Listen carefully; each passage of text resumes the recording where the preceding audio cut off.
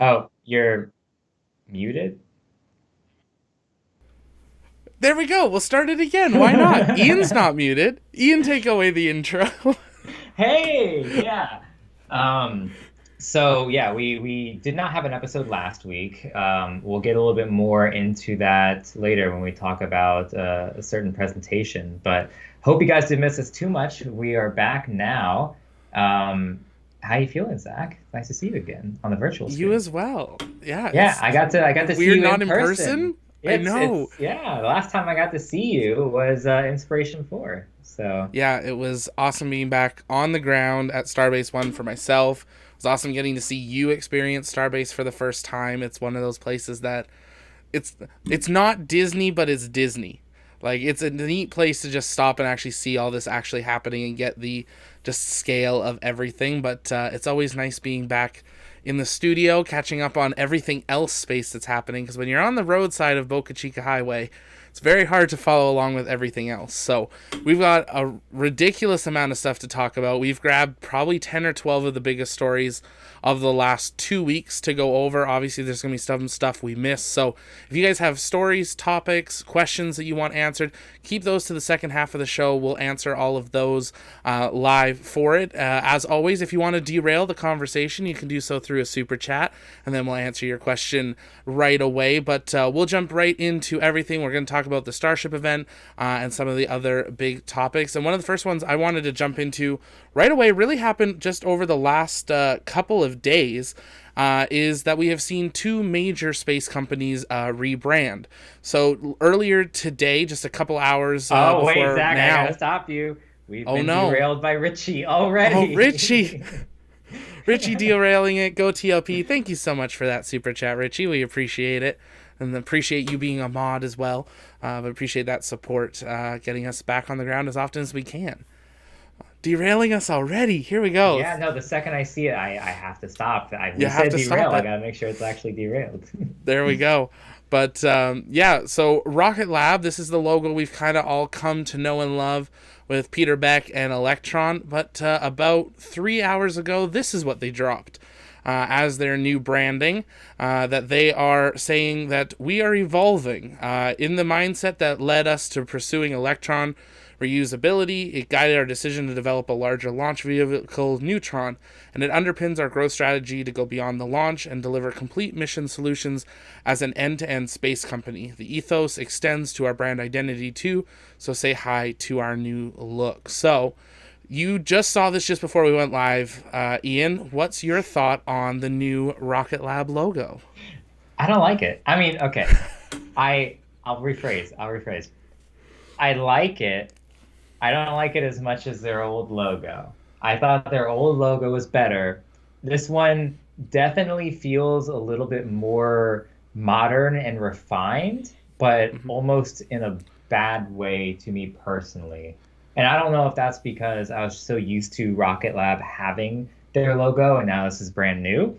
And we'll talk about the second logo change in a bit, which is why I'm going to say it's probably not that because I do like the change that Virgin's making. But yeah, I liked the character of the old logo, and this feels like a step backwards.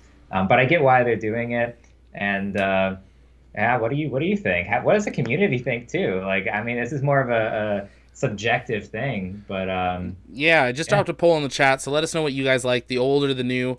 Um, I like the new for the simplicity of it. I really do like a really modern logo. I wish there was something maybe a little more clearly a rocket in it. Or a lab, kind of one or the other. I don't like. Obviously, there's the flame there, but I think only that the people that really follow Rocket Lab would get that that's the last kind of remaining piece of the original. Um, I think we'll see what they do with it. I'm excited to see what other rebranding they maybe do with it, or if it was literally let's just change the logo and everything else is going to stay the same. Right now, their website only just has the new logo, so we'll see what happens. Right now, we're tied in the polls, 50% like old, 50% like new, and I feel like that's how it's Oh no, probably going to it be. got bumped up a little bit, and There we go, a people little bit prefer more the new. new, I So, guess. Ah, well, maybe my opinion's trash. Although, so we'll look, see. Tubular Oh, app agrees with me, so Oh, it's going up. Let us know it's in the got chat more what you new. guys think. of the new Rocket Lab. And now we'll leave that poll up for another minute, but another space company also went through a rebranding, Virgin Galactic. This was one I never understood. The eyeball, and like they wanted to be a passenger airline. I never fully understood kind of why they went with this route of a logo, but they have gone with a new one and they've animated it. So I'm going to play that and then we'll put up a poll as well. So last call for the Rocket Lab poll while we watch this. So this is them premiering their new logo and kind of new color structure as well. So that's their new one. Also going super simplistic compared to what we've seen in the past. Thoughts on this one? I like it a lot more. Granted, purple is one of my least favorite colors, so there's a little bit of a conflict there. But I think this makes way more sense than Rocket Labs. The iris, I also never understood. This feels a bit more natural and like they're actually showcasing their company. But yeah, what about you? Same thing. It's simple. It's nice. I like that it's not too dramatic of a change. Like we know it's their ship. I've seen lots of people compare like the bottom part of the ship looking like a helmet, and now that I've seen that, that's all I see looking at it.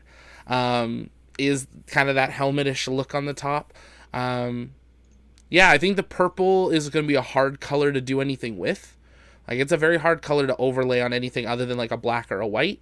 But maybe that's part of their strategy. But yeah, in the chat, let us know what you guys think of the new Virgin logo. Right now, new is still winning for Virgin as well. So I'm curious, who else are we going to see rebrand over the next couple of weeks? Two big ones in a week? No, SpaceX, don't touch your logo. Yeah, their logo is fine. Perfect. They'd be stupid to touch their logo. Maybe Blue Origin? Something other than a leaf? Here's an idea, and I hope in my heart that they don't do this, but I feel like it would make sense. New NASA logo. What do you think about that? I feel like there's been a lot of talk about a new NASA logo over the years. I don't know. There's never been, outside of like maybe when Shuttle first started launching, there's never been a real reason to rebrand other than to just change it up. But with Artemis coming up and with NASA really trying to give the perception of, for the first time ever, we're really focusing on things to the moon and beyond. I feel like a new logo, if at any point, makes sense now. Now, like I said, I actually hope that they keep their logo. I really, really like it, but I could totally foresee them changing it. Well, let's put it to the audience. I want a new one. We love the poll feature. So, yeah, let us know if you want the worm, the meatball, or you want a new one for the Artemis era. Because as you said, it is the right time, if they were going to do anything, to do it now. I think we've got the Artemis logo, which is maybe part of their way around that. If you had to stick worm or meatball, though, where are you landing? If I had to stick worm or meatball, honestly, they're both amazing. I like the meatball only because I feel like it's more iconic NASA. Whereas the worm is really only used for, well, I mean, it's used for everything, but you see it more on areas that can't normally fit a full-size logo, like maybe on the side of a rocket or something like that. That's fair. But yeah, I've got plenty of, well, I say plenty, I've got like 2 t-shirts with the meatball logo. I want to have plenty of them, but I feel like that's the more iconic, like everybody sees NASA. Very true. And I think Julian says, Zachary, don't change your logo. We got the news for you. Too late. We are in the transition phase over the next week. It's not changing dramatically, but we are upgrading our helmet. So we are doing our own helmet inspired by both the previous generation's older helmet with the big lights and the newer SpaceX generation with the much more sleek helmet. So we've got a new helmet coming out. You might have seen it in a couple of our newer thumbnails and different things like that. But over the next week or so, we're going to fully transition to that, which means if you've ordered merch, congratulations. It's now all limited edition because we're going to be putting on our new logo here as well. Part of it's just part of our rebranding and kind of updating our branding as we go into this kind of next era of TLP network. So we'll have more on that in the near future. The helmet's not going anywhere. It's just getting a little bit upgraded. So, and with 22 votes, 41% of you want a new NASA logo. You're starting something, Ian. No, I don't want to. Like I said, it makes sense, but I like the old logo. The 41% of you, you're wrong. They don't need it. Okay, I'll pose this to the people that say that they need a new logo. Design one that looks cool, and then maybe you'll win my support. And you can drop that in the Discord.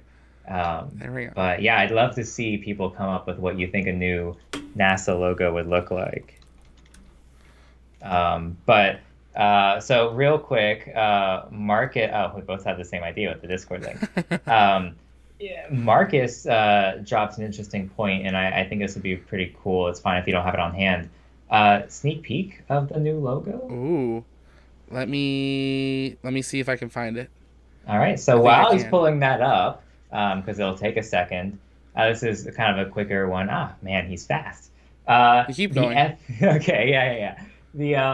The FAA is doing a conference that they've had. Today was day number 2. I don't know if they're going to continue to go forward with it. I'm kind of haven't been keeping up that much, but they officially gave their astronaut wings to the last commercial applicants to go into space, including Wally Funk. So she finally got her real wings. And I do want to remind you guys, these really are the last people. So it used to be anybody goes up into space, you get your wings.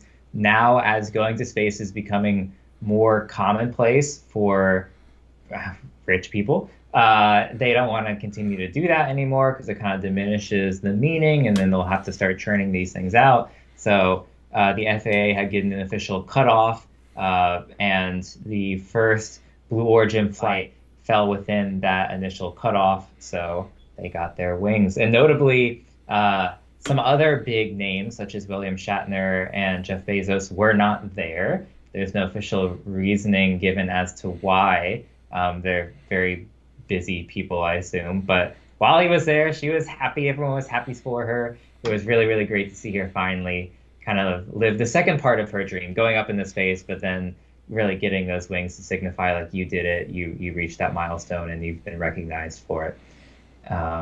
You got that logo pulled up now? I think I do. All right, let's see it. Ta-da! There we go. Yeah, so we're keeping it kind of the same. I actually didn't know this until that long ago. If you Google some choice words, you will find our original logo. So it's very good to kind of update that and make it our own. Big kudos to everybody that had given their design input and their opinions on this logo as we've kind Discord of worked with it. Discord was huge into doing this. Yeah, we really couldn't have done this without some support. So to everybody that is not already a member of the Discord, I encourage you to join. You'll see a lot more behind the scenes stuff before we're able to talk to it. And then with matters like this, you'll actually get a chance to directly contribute. So again, thank you to everybody that did. But what do you guys think? I'm seeing a lot of nice, love it, nice logo, woo. So great, yeah. Well, keep your eyes peeled. It's starting to it'll make its appearance more and more. And one thing we're working on that'll help you guys understand and be able to see kind of in a moment's notice maybe more what we're talking about. This is just a sample of it, is the rocket in the helmet. We are going to work on having on some of our content match whatever we're talking about. So if we're talking Starship, we'll try to put a Starship. If we're talking an Atlas V or whatever, we'll try to do it there. So we're working on having that just as little teasers there. And like there's some other stuff like peeking, into the image there, but we'll keep that a little quiet for now. Can't give away everything. I do want to say real quick though, if any of you guys know how to animate, please reach out to us. reach out to us. No, it doesn't have to be crazy. We got some simple ideas, but pairing up with the rocket, we think it'll be really cool. So we could use some support. Absolutely. Over the last week, some information looking at Kennedy and the kind of Space Coast in Florida. We've seen a lot of development as Blue Origin starts expanding. SpaceX is getting ready to start building Starship, and we'll get into more about what Elon said about that in a little bit. But some big plans from Blue Origin came out. If you've been down there in the last year, you know that they have an absolutely massive facility right across from the visitor center. Well, it's basically tripling in size. They are using all the land that they have and are going to be building all over it. As you can see, going through kind of their existing here on the left to what they're going to be working on in the right, including expanding and getting a little bit more of a roadway. But also what I found very interesting is what was kind of hidden really small on the image is down here. And this is a testing stand area. That they are going to be building. And I'm going to bring this back out because if you follow this purple road that goes up, this road comes to an intersection. This intersection is the one to get to the visitor center. And this road that wraps all the way around is public to get to the visitor center because that's one of the two accesses. So we're going to have a test stand very close to public roadways here. There are gates on these two roads, so we can't get right up to it like Starship. But we're going to get, pretty close. So it'll be interesting to see what all they continue to advance and develop. We were talking kind of before the show that they've got some absolutely massive facilities and massive staff, but we haven't seen a lot come out of them after New Shepard. All of this Kennedy development's for New Glenn, so hopefully we'll see something from them soon. But they're doing all this expansion by March next year. So they've got a lot of building to do to be ready for their kind of next iteration of development. I know you heard about this a little bit later. Ian, thoughts on why they might be expanding even more? I think probably they're trying to, a few different things. One, and this is more of a personal speculation on my part, Jeff Bezos really, really wants to feel like he's a part of the space community. And right now, Blue Origin's just not doing too much. But if you continue to expand your facility, hire more people, that really gives the impression that, hey, we are big, we are here to say you have to recognize us. So that could be one reason. But two, I think they do want to really focus on what happens when New Glenn is ready. And when they can start to really send things up, whereas right now they're just sending what they've done 3 missions with three people. Crewed, yeah. 3, yeah. Well, they've done more than 3, but yeah, 3 crewed, and they definitely want to increase the cadence of that. I don't know how much of that expansion is really being put towards the crew, or if it's really towards sort of what they see as their loftier goals. And this is kind of coming off the heels we had learned earlier this month. They're expanding into new cities as well. Now, that doesn't really have anything to do with probably building rockets or anything. But yeah, they're going into Phoenix and Denver now. So they're not only just expanding their current operations physically, but then just expanding the different areas where they have those operations. So now they're in, Seattle, Los Angeles, Phoenix, West Texas, Denver, Washington, Huntsville, Florida. Like they've really got some places, and they've got like 4,000 people. So yeah, you and I kind of talked a little bit before we had started going here. It's odd to see, at least right now, that they've got so much going on, but they don't have that much going on. So yeah, we saw that one fake booster came out of there. So yeah. I mean, they've made a body, a shell. They're doing something, and THEROY has gone on the record again and said, hey, we expect these engines are gonna come very soon. So yeah, I mean they seem to be doing stuff. I would just love to see them actually do the stuff is where I'm at right now. Yeah, it'd be nice to see a New Glenn out on the pad, even if it's something like we see with Starship, where it's like it goes out, they pressurize it, and that's it. Like let's do something with it to show that they are actually testing and moving forward. So we'll see what happens.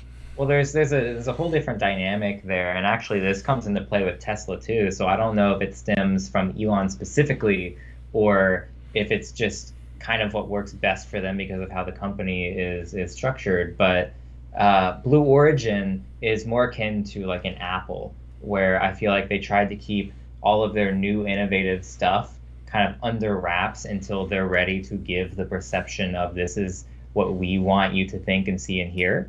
Whereas Tesla and SpaceX are more like, let's just kind of do our thing. And our thing is pretty cool, so people are going to like our thing.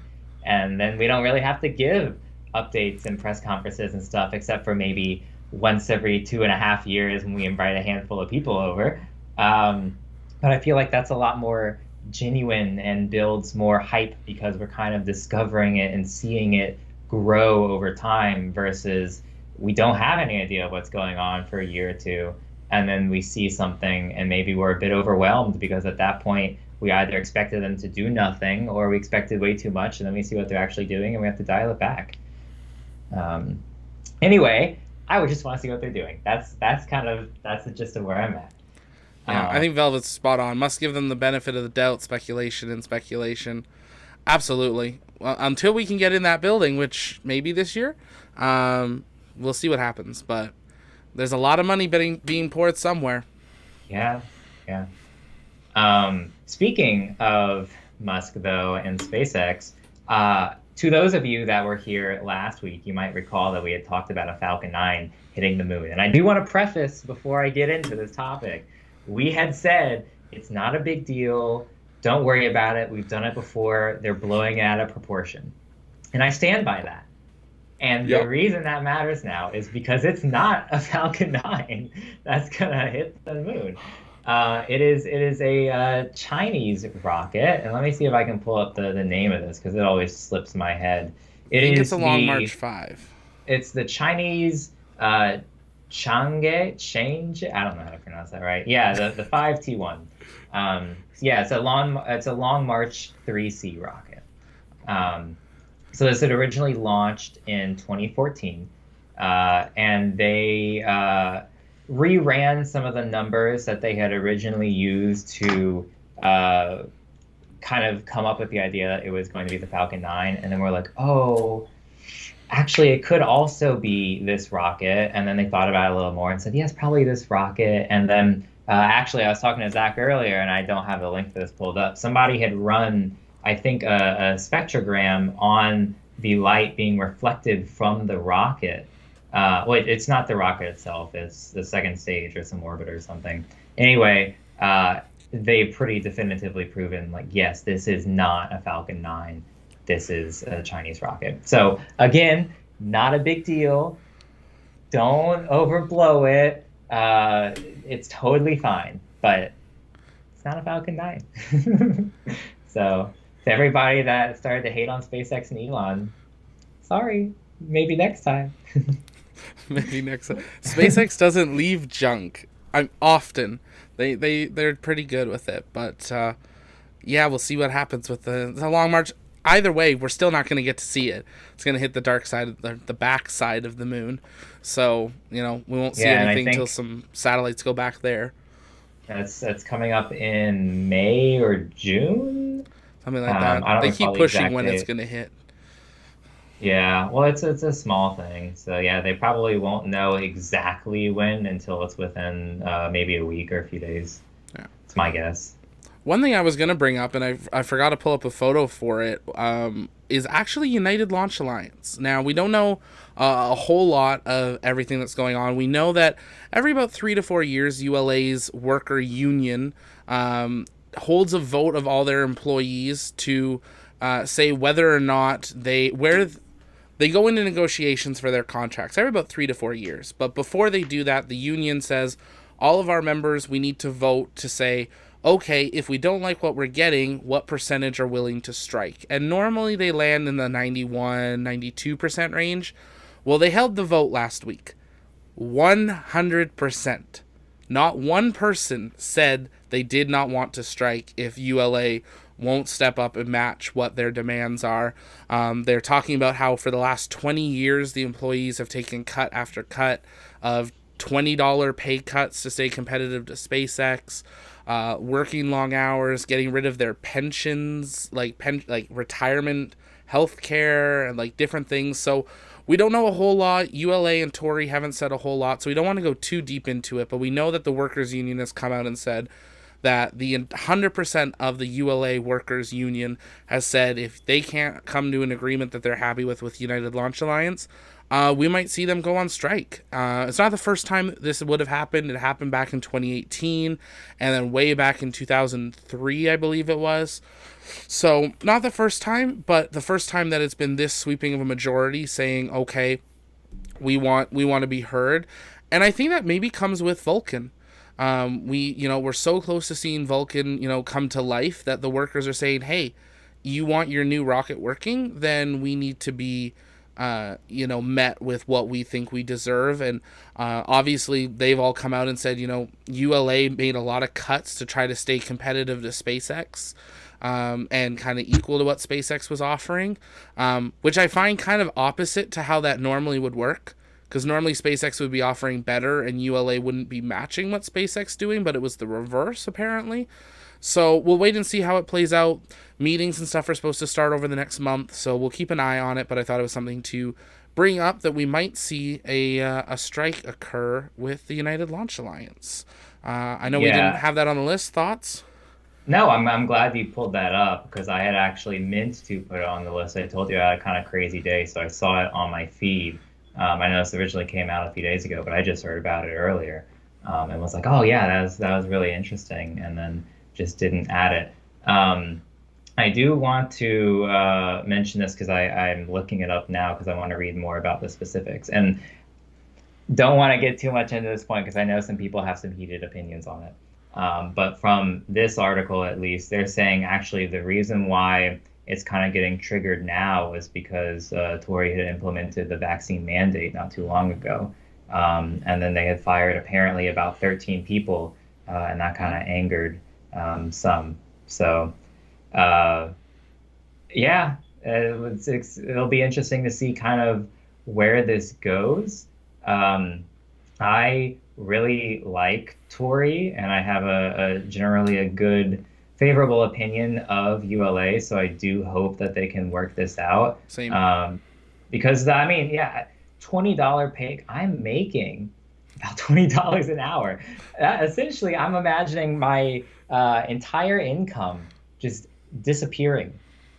I'd be a little peeved. I totally get it. I mean, I'm all for workers' rights. I'm all for unions. So yeah, I want them to work this thing out. But yeah, well, we'll keep our eye on it. We'll see what happens. Yeah, I know there's been a lot of stuff happening within their team, so I hope they share more so we know what's happening, because I think it is good to have that transparency to a level. Obviously, we don't want them sharing the secrets of what make ULA work, but we want to know that they're getting taken care of. And I think we felt that even down at Starbase 2 is that the general feeling down there is that people are happy to be there. They're excited to have a job and work and are being taken care of pretty well. So hopefully we'll see that happen with ULA as they get ready to go as well. But obviously they're a little bit less transparent than SpaceX is, where you just drive down the middle of their development site. While we were on the ground, we were getting ready to go to the big press event. We finally saw ASTRA take off from Cape Canaveral Space Force Station. This was their fourth mission, their first from Cape Canaveral Space Force Station. We had just sat down for lunch. Man, I was having the best burrito. You had the best burrito. I had a really good burger with some chips. And we sit down, and Discord's like, it's launching. So we pulled it up. We missed launch by about 2 minutes, so we rewound. We're watching, and then Discord goes, oh no. Failure. And we're like, what now? ASTRA for another time, and this video is from Scott Manley. He did some analysis. This is, of course, from NASA Spaceflight's live feed here, and this will loop around. ASTRA's thing supposed to get rid of the fairings and then the second stage. Well, this time the fairings didn't open. The second stage released. It then fired its engines and pushed itself through the fairing, which caused it to start tumbling and a loss of the payloads. So this is a new one for Astra. You could see this from the ground. You could see the contrail apparently tumbling. It did not go well. First time we've seen a failure like this, I almost think of anybody. I can't really think of a previous launch that has not had the fairings deploy. Scott had said that it has happened before, and he had a photo of, I think, the rocket that it had happened to. That photo, though, looked a little old. So it's been a while since we've seen something like this. Yeah. Yeah. So we'll see what happens. Astra supposedly was going to have a second launch this month. That is scheduled for end of February, early March. We'll wait and see what they think was the issue. But yeah, it was nice that we had video footage. Like, I'm really glad that we got to see at least some blurry GoPro footage during the launch. But unfortunately, while they live streamed, they had another failure. So they have only had one successful mission. That was a full success out of 4. They had the one where they went up and missed their orbit a bit. Then they had the Space Y. And then they worked, and now this. So they're running out of things that can go wrong. So maybe that's a positive. Yeah, I mean, if they have a failure of something that they've already had a failure for, I feel like that's really going to be the nail in the coffin. That being said, I want them to catch a break. And so if you think back to like SpaceX, they of course had their own failures too, and they almost went completely bankrupt. The whole thing almost failed. But then they got it. And they kept getting it. And I feel like that's what most other startup companies recently, at least, have been doing, that they fail, but then eventually they get it. And then once they get it, they kind of keep going for a little bit. Astra's just had a rough time. Honestly, I feel a little bad for them because I know that like they have what it takes. I want them to get it right. And man, they're poor stock. You and I, as we're finishing that wonderful burger and burrito, and sorry, Velvet, I am making you hungry. Yeah, we were just watching it like from it launched to it didn't work properly, and then they halted trading, and then they started trading again, and it went down a little bit more, and then went back up, and man, they're just not. You know what's bad when they halt trading? Yeah, you never want to hear they halted trading on your stock unless you're GameStop. Then you're still not happy about it, but it's for a good reason. This is not for a good reason. Yeah. So yeah, I'm sure they'll get it. I don't think we have any indication of when their next launch is going to be, but we will make sure, barring the possibility of going back for a surprise update Starbase event, we'll have coverage of that, and then hopefully it'll end good. We'll see. Yeah, I think Velvet's right, but they had a ton that went right, and I think that's absolutely true and important to remember that they launched. They are 143 kilometers in altitude, going 4,200 kilometers an hour. That is not an easy thing to do. And it was, we don't know exactly what caused the failure, but let's boil it down to the simplest thing. A couple pins didn't break right or separate. That's like something didn't jettison the fairings right. If they had been out of the way, everything else was working. So, it could be the simplest thing. And I think, like you pointed out, SpaceX, the Falcon 1 never really worked. And, then we got the Falcon 9 out of it. So maybe what we're seeing with Astra, they don't even have a name for their rocket. It's just Rocket 3 point whatever.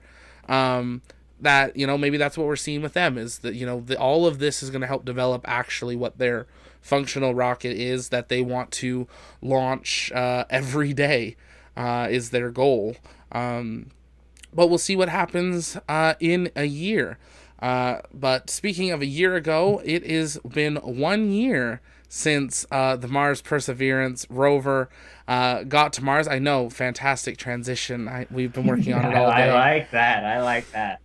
The Mars Perseverance rover, or Percy, has been down on the ground now for a year. I was going to jump back here because I had the number of the photos.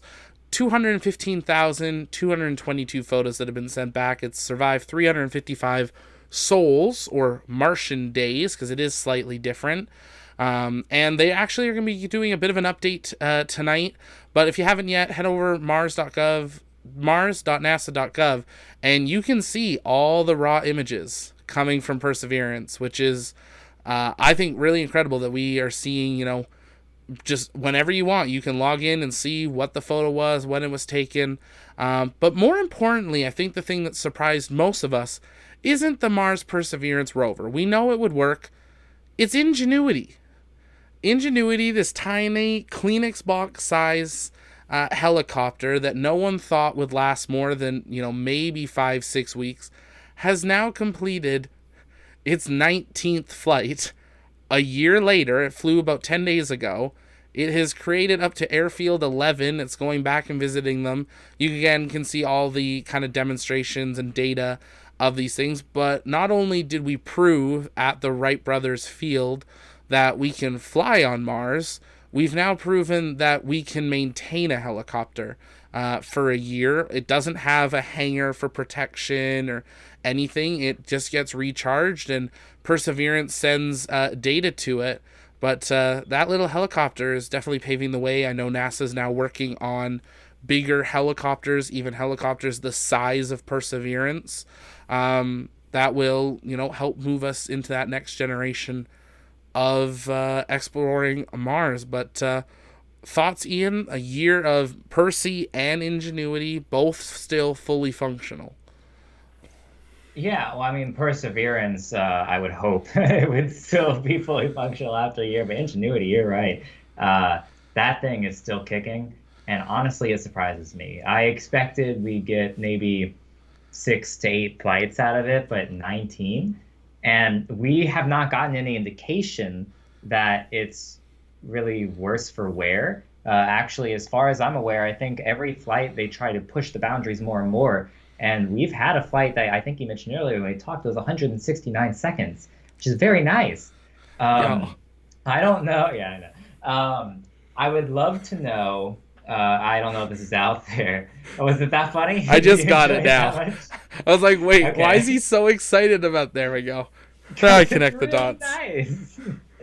nice. I would love to know what the theoretical limits of Ingenuity is. I don't think they've said that really. They've tried pushing it to those limits, but like, how long can it actually go on one maximum charge? How far can it go? What is its top speed?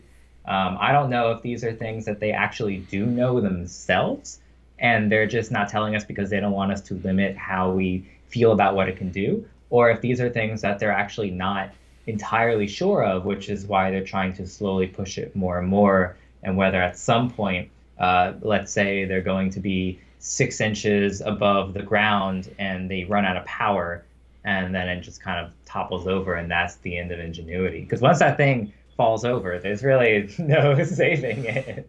Yeah, there's no writing mechanism, unfortunately. Maybe the next one. They need to work with the BattleBots team to figure out how to, flip a helicopter back over.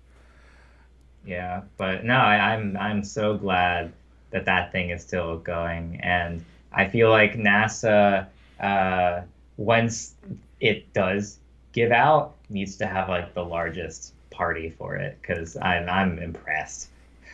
It's setting Uh, milestones. So if you guys want to celebrate the evolution of going on Mars, you can do so in our shop. Plug.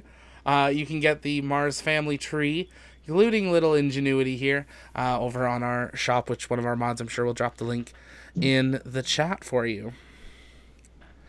Yeah, but speaking of what Ingenuity is doing, what Perseverance is doing, for those of you that are unaware, one of the things that Perseverance has been slowly doing over time, and we actually talked about this 2 weeks ago, that it had taken a rock sample and got a little like pebble stuck, and it had to kind of shake itself out, which it did. So it's going to take another sample using that same sample tube. But you might think to yourself, what are we going to do if you've got these samples of rocks on Mars?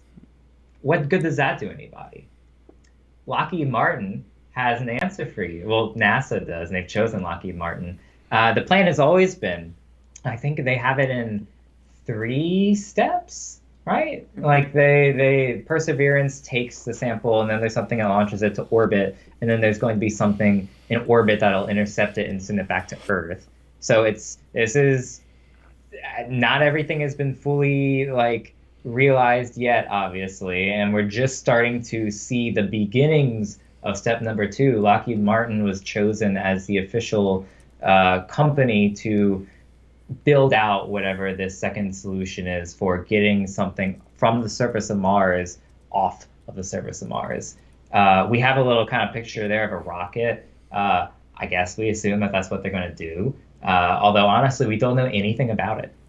Um, I don't even know if they have like a target date. I think I remember when Perseverance was landing, they were just talking about like this is going to be kind of the next step. But it's going to be really interesting to see. Have we ever had something go from another planet off of that planet? Like I recall we've had things that have gone to planets, but not really anything that's taken off from it, right? The closest thing would be Bennu with the, I think it was Bennu with Osiris Rex that did the like it bumped into the asteroid, and when it bumped it Yeah. grabbed a bunch and then pulled it out and began its journey back. That'd be the closest thing to what this is actually doing. I love the concept. Elon's gonna have It's people there before NASA has a robot that can pick these things and launch them back. man, Like, I'm wouldn't not that sure it's gonna suck? work. Wouldn't that suck if NASA said, here's a ton of money, create this solution to autonomously bring something off of Mars, and then ULA is like, we did it. I mean, sorry, ULA. Lockheed Martin's like, we did it. Here you go. We built this thing. And then yeah, Elon's like, hey, actually, we're there. We just pick it up for you guys and send it back. Yeah, Um, we'll just not skip the dish, skip the rocks. We'll bring you rocks from whatever planet you want.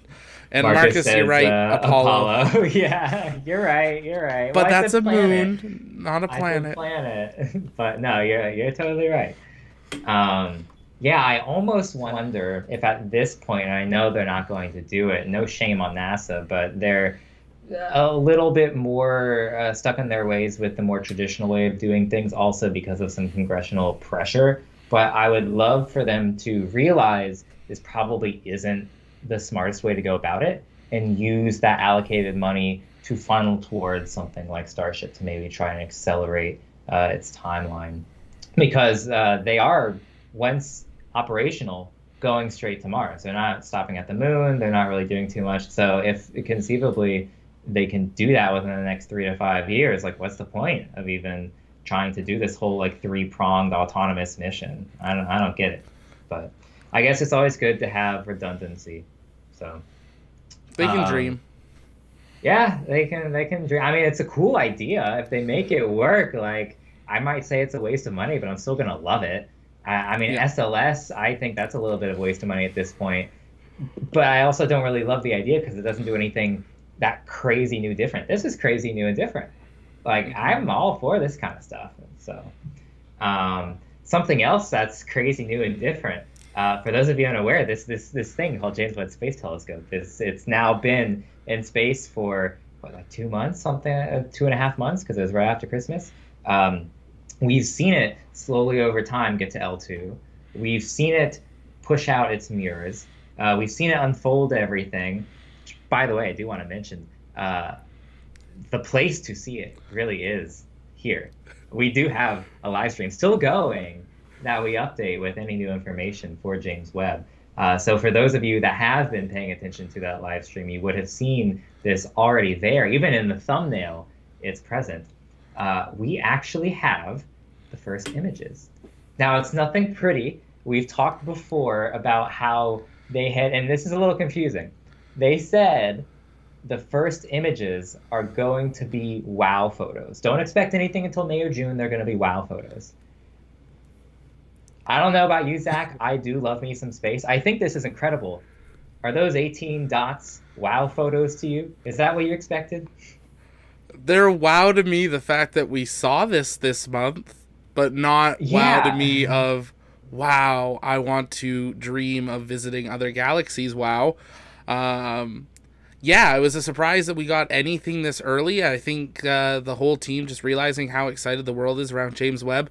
They also need to, get people over the $10 billion cost so they can start working on LaVoir. Yeah, it was cool to see. I hope we see more. Oh, I mean, we're definitely, yeah, well, that's actually, no, you're right. I shouldn't say we're definitely going to. This is kind of going to be a good test case of will we continue to see surprise updates over time as it slowly aligns itself? Or is this NASA saying, shh, we hear you, you want an update, here's an update. Now wait because it's going to come. I would honestly, as much as I love surprises and I love the slow progression over time. I was really gearing myself up towards, and I still, in my heart, want all of those images to come out after the wow photos. So we can see this is where it is, this is amazing, this is fantastic, and this is where it came from. So we don't lose out on that content, but the timeline's just swapped and pushed back a little bit. This will forever be James Webb's first photo. Yeah, yeah. And actually, I do want to say this for those of you that are unaware, uh, and maybe for those of you that can count. There are 18 dots on here. Those are not 18 different stars. Remember, we had mentioned in a previous episode that they are aligning on one star. This is that one star. There are 18 different mirrors, and they are all very slightly out of alignment. So this is the full photo. And what they're going to do now, and I don't think have the animation of this, but it exists out there if you want to look. They're going to, well, they've already identified which little dot comes from which mirror segment. So that's step number one. Then they have to take all of those, put them in their array as if they were perfectly aligned from that mirror. And then they have to, very simplified, kind of de-distort the image and then shove everything together to get what that one image actually will end up being. And that's the process that is going to take months. Not because it's even crazy hard to do, but because the mirrors are so sensitive and the angles have to be so precise that the step motors that are going to be used or are being used now to align these mirrors like move at literally the same rate that grass grows. So it takes a while. But can but we'll we get see there. it? I want to see this telescope. It's $10 billion. They better have put a Oh, camera on it, right? okay. Let's get I know the chat always is asking, where's the cameras? There are no cameras. Yes. Well, there, yeah. So actually, I do want to make this point. Well, first of all, you can put the image on the screen because it's pretty cool, and we do need to see this. This is the actual photo of James Webb of the primary mirror. I mentioned that they're aligning on one star. That's why that one segment is lit up from the angle of where the photo is being taken. That's just the segment that happens to reflect that light. But this is the actual photo. And they did not take a camera and mount it somewhere and then say, click, there we go. They put a filter over the secondary mirror for one of their test instruments for alignment specifically. And then we're able to use that secondary mirror in a weird roundabout way to take a photo of itself. So this is not something that we should expect more of, especially outside of the alignment phase of the mission, because this is really what they're using it for. They wanted to use this to make sure that everything was looking nominal, and it is. So it's very, very cool. This is probably the only photo we will of the James Webb Space Telescope post-launch. Nobody expected that because they had specifically said, camera on this, we cannot take photos of it. But maybe they said it with their fingers crossed. Who knows? This is pretty cool. And I remember, I think we were on a call or something. I was talking with you, and I saw it. No, I'm sorry. We were headed to the airport after Starbase. Yeah. Yeah. Yeah, we were in and the you car came back heading to into the airport. car. Yeah, you came back into the car and I was like, hey, Zach, guess what? James Webb took a photo of itself. And you were like, what? What do you mean? It's like, that's not possible. They've told us this whole time. Yeah. Yeah, well, NASA's pretty good at surprises, but so is another company. And speaking of kind of where we came back from, Zach, why were we not filming an episode last week? Why did we let everybody down? What happened? Letting down, that's one way to put it. Yeah, so 2 weeks ago, if you remember, we were here live, and about 2 hours before the live stream of the Launch Pod episode 4 started, Elon Musk decided to respond to someone's tweet saying next Thursday at 8 o'clock is the Starship update that we've been waiting 2.5 years for. And we said, we're looking into it. We'll let you guys know more. We knew a lot more at that point than we kind of let on, that flights were basically being booked. And in like 48 hours, I was jumping on a plane to make sure that we got over the border and everything with, a few days to spare. And then Elon decided to put even more on top of it and say, you know what? We're going to fully stack a Starship for the presentation, which I have to admit was pretty amazing to get to see in person. Having been to Starbase once before, I want to say it right off the bat. Two super important people to thank. First of all, thank you to my grandmother who dropped everything and came and made sure that we all got around and made sure that this trip was possible. That was like huge. Most people can't drop everything in 48 hours notice, and she did, and she made it possible. And second is SpaceX. I say this as a thank you to you guys as well. The launch pad as an entity is a year and a month old. And we've gone from, some pretty cringe first videos. Don't go back and look unless you want to laugh. Do it. Watch our 1 year update. You just get a little taste. But we went from that to being accepted by SpaceX, and being accredited media, and being 3 of 120 seats on the 2 buses for press that were not completely full. There was a few seats that had like SpaceX media team and security and stuff. But we were very lucky enough to be accepted by SpaceX to be at the event, to hear Elon speak 30 feet in front of us, and get to be there just with everybody's excitement. And I'll pull up a video here that shows a little bit of behind the scenes of what it was actually like here on the ground. This is unedited, but gives you just a little idea. Ooh, it's jumpy. Little idea of just the setup of being on the risers and, jumping off the bus. First of all, maybe we'll run through it really quick about just what the experience was like. We got there, we got our credentials, we got onto a bus.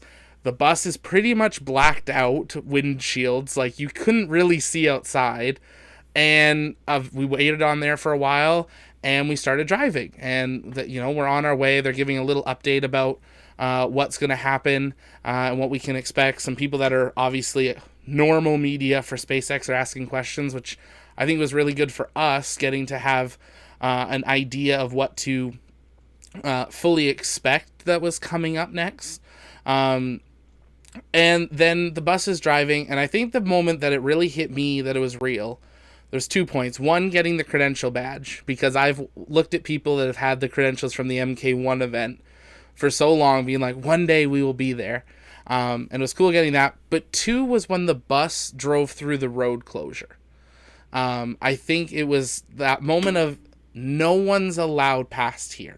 We've said so many times on the stream, roads closed, everybody out, including SpaceX employees. And we were driving through that, and we couldn't see anything except the flashing red and blue lights. And then it was go, go, go. Get off the bus, set up, get a spot, figure out the cameras, because no one knew what the setup was like. We had a little idea because we kind of staked it out in the afternoon while they were still setting it up.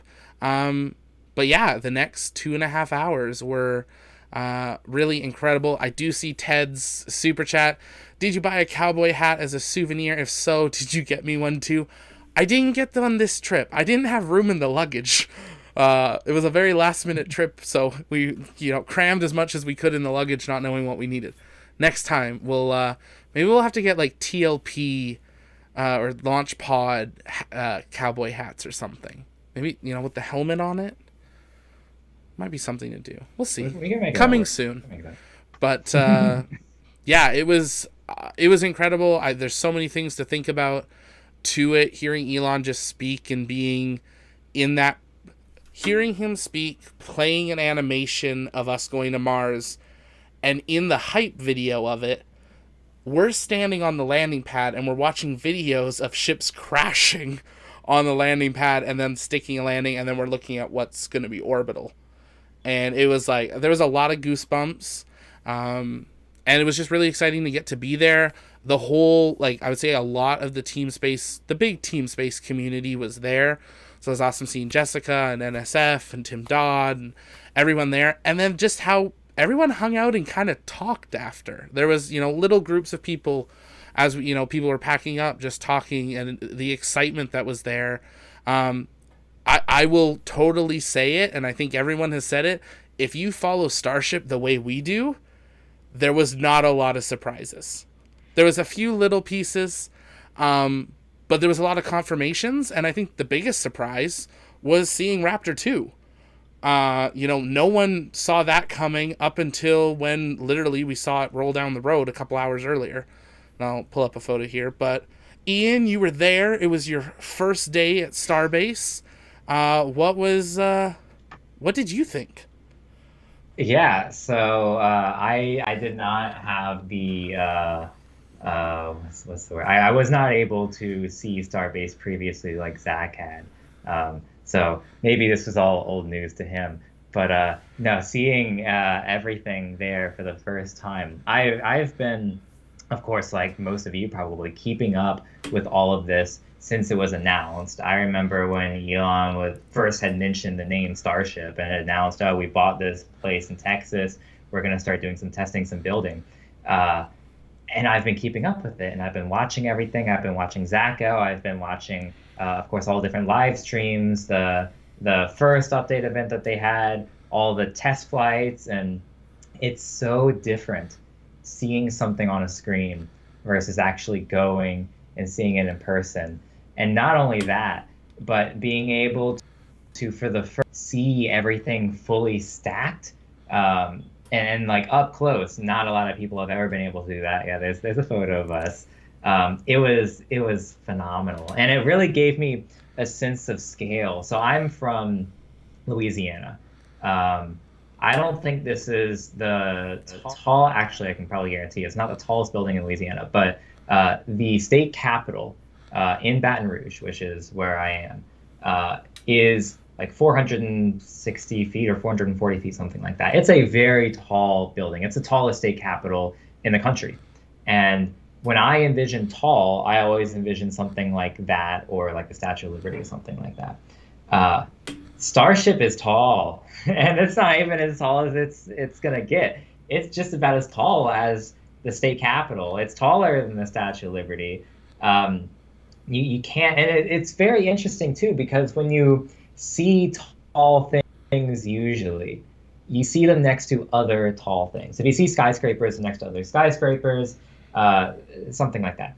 This was, as far as you can see, flat, nothing. Well, I mean, like 5-6 miles in the distance, maybe you can see a hotel, but for the immediate area and then some, there's absolutely nothing. And then you look up and you see this like 420-foot tall, massive rocket. It was so cool. And it was cool too, being able to actually, and Zac had mentioned this too, meet the people that report on this. I've been watching them for years, and some of them I have always wanted to meet, a little fanboy of me, but yeah, being able to actually like shake the hands of those people and say like, hi, I'm Ian, nice to meet you, and talk as if we are really within the same community.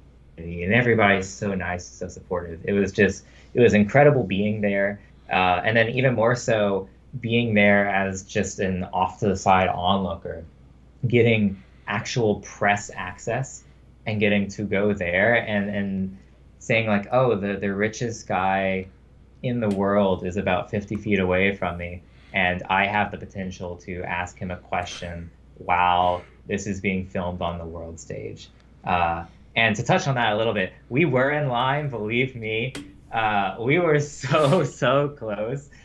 You can actually see, if you want to watch back that live update event, you can see me and Zach, especially like towards the last question or two. Everyone was sending lots of Our photos of Zach in the phones were Discord, being like, going "Look off. at You're on the update. Oh, yeah. I'm a little bit less noticeable. Zach had the nice hat on. He's taller than me, but no, we were so close. I think we were like two people away from asking a question. So next time, I'll make sure it happens. I will run to that question area. But it was really incredible being there, feeling the excitement of everybody there, really seeing firsthand. Uh, Honestly, the next evolution of spaceflight is it's sort of like if we were to be there when Apollo or when Apollo when the Saturn V was stacked for the first time, and like seeing it on the pad, that's kind of the feeling I can imagine it was. So I hope that this was the first of many times for us to go back and not only be a part of these specific events that everybody's going to, but just be there in general to really be a part of that community and report firsthand on the things that we're seeing. And yeah, we do have a lot of photos. I see your message, Marcus. I think Zach is pulling some of them up every now and then, putting them on the screen as I've been talking. Another thing I do want to mention is we will have more of these photos available later on. If you guys do maybe want to purchase some, have them on your wall all nice and fancy. We're working on that. And as I mentioned, this is just going to be the first of many. We want to try and have some more original content. There's an example of one of the awesome photos that Zach took. So if any of you guys are interested, keep an eye out. Yeah, we do have lots of photos that we'll put out there. If you're part of the Discord, you might have already seen some of the photos as well. And I know that we've been tweeting them as we were at the event, so you can follow me at Ian Sager. But then also, Zach has his own personal account now at Zach Albert. In addition to, of course, the at TLPN official Twitter. So I went on a little bit of a ramble there, but suffice to say, it was bananas. I am glad that we went. And even though I was only there for a single day, I got so much out of it. So thank you for helping me get there, Zach. Thank you to the community for supporting us so that we can go to these events. It definitely sounds crazy to say we are on the official SpaceX press list. And that's already come with some extra perks, by the way. Here, if you want to put this on before I really get into that, Zach. Which one? This one? Kind of show them. Yeah, I see it queued up. Look, we mentioned how you can see us on the. There we go. So if you were watching, you would have seen Zach. And Ian's head. Yeah, I made a little appearance in some of them. Next time, I'll make sure that my face is in between two people. In the event that somebody's looking, you'll be able to see me. But no, that was pretty incredible. So anything else you want to say real quick, Zach, before I move on with my otherwise smooth segue that I kind of messed up now? Hey, segues, they're never smooth. No, I think, yeah, you really just nailed it. I think we had a couple people asking what all was announced. I would honestly say watch the update back. It's you don't have to watch the Q&A part to get the biggest stuff. The stuff that was answered during the Q&A, a lot of it was Elon deflecting. And I'll say this here. I think it's important to put out, as press and media covering this, we were standing at the second ever fully stacked Starship. and we're on the verge of the orbital flight test, and we're talking about going to the moon, and we're talking about going to Mars, ask questions related. Like, we had questions come up about Tesla, we had questions, a lot of questions about the FAA, and I think a lot of the press needed to read the room that Elon was not talking about it, and that I think that was one reason why the Q&A was a little bit shorter. I definitely think there was some great stuff that came out of it, talking about Tesla, about helping with the development of like the interiors of Starship, and just reconfirming stuff that we've heard over the last couple years but haven't heard recently, like the floating oil derricks. Those are still very much in the plan, and things like that. But I think there was a lot of missed opportunity talking about the third engine that they're developing, what we're going to see after the orbital development, and things like that. So I would just say, like, that was one thing, you and I were reflecting on, and even just being prepared to ask questions is, what can we ask that we're maybe going to get something new or confirmation on that isn't something that's not really needed to be known.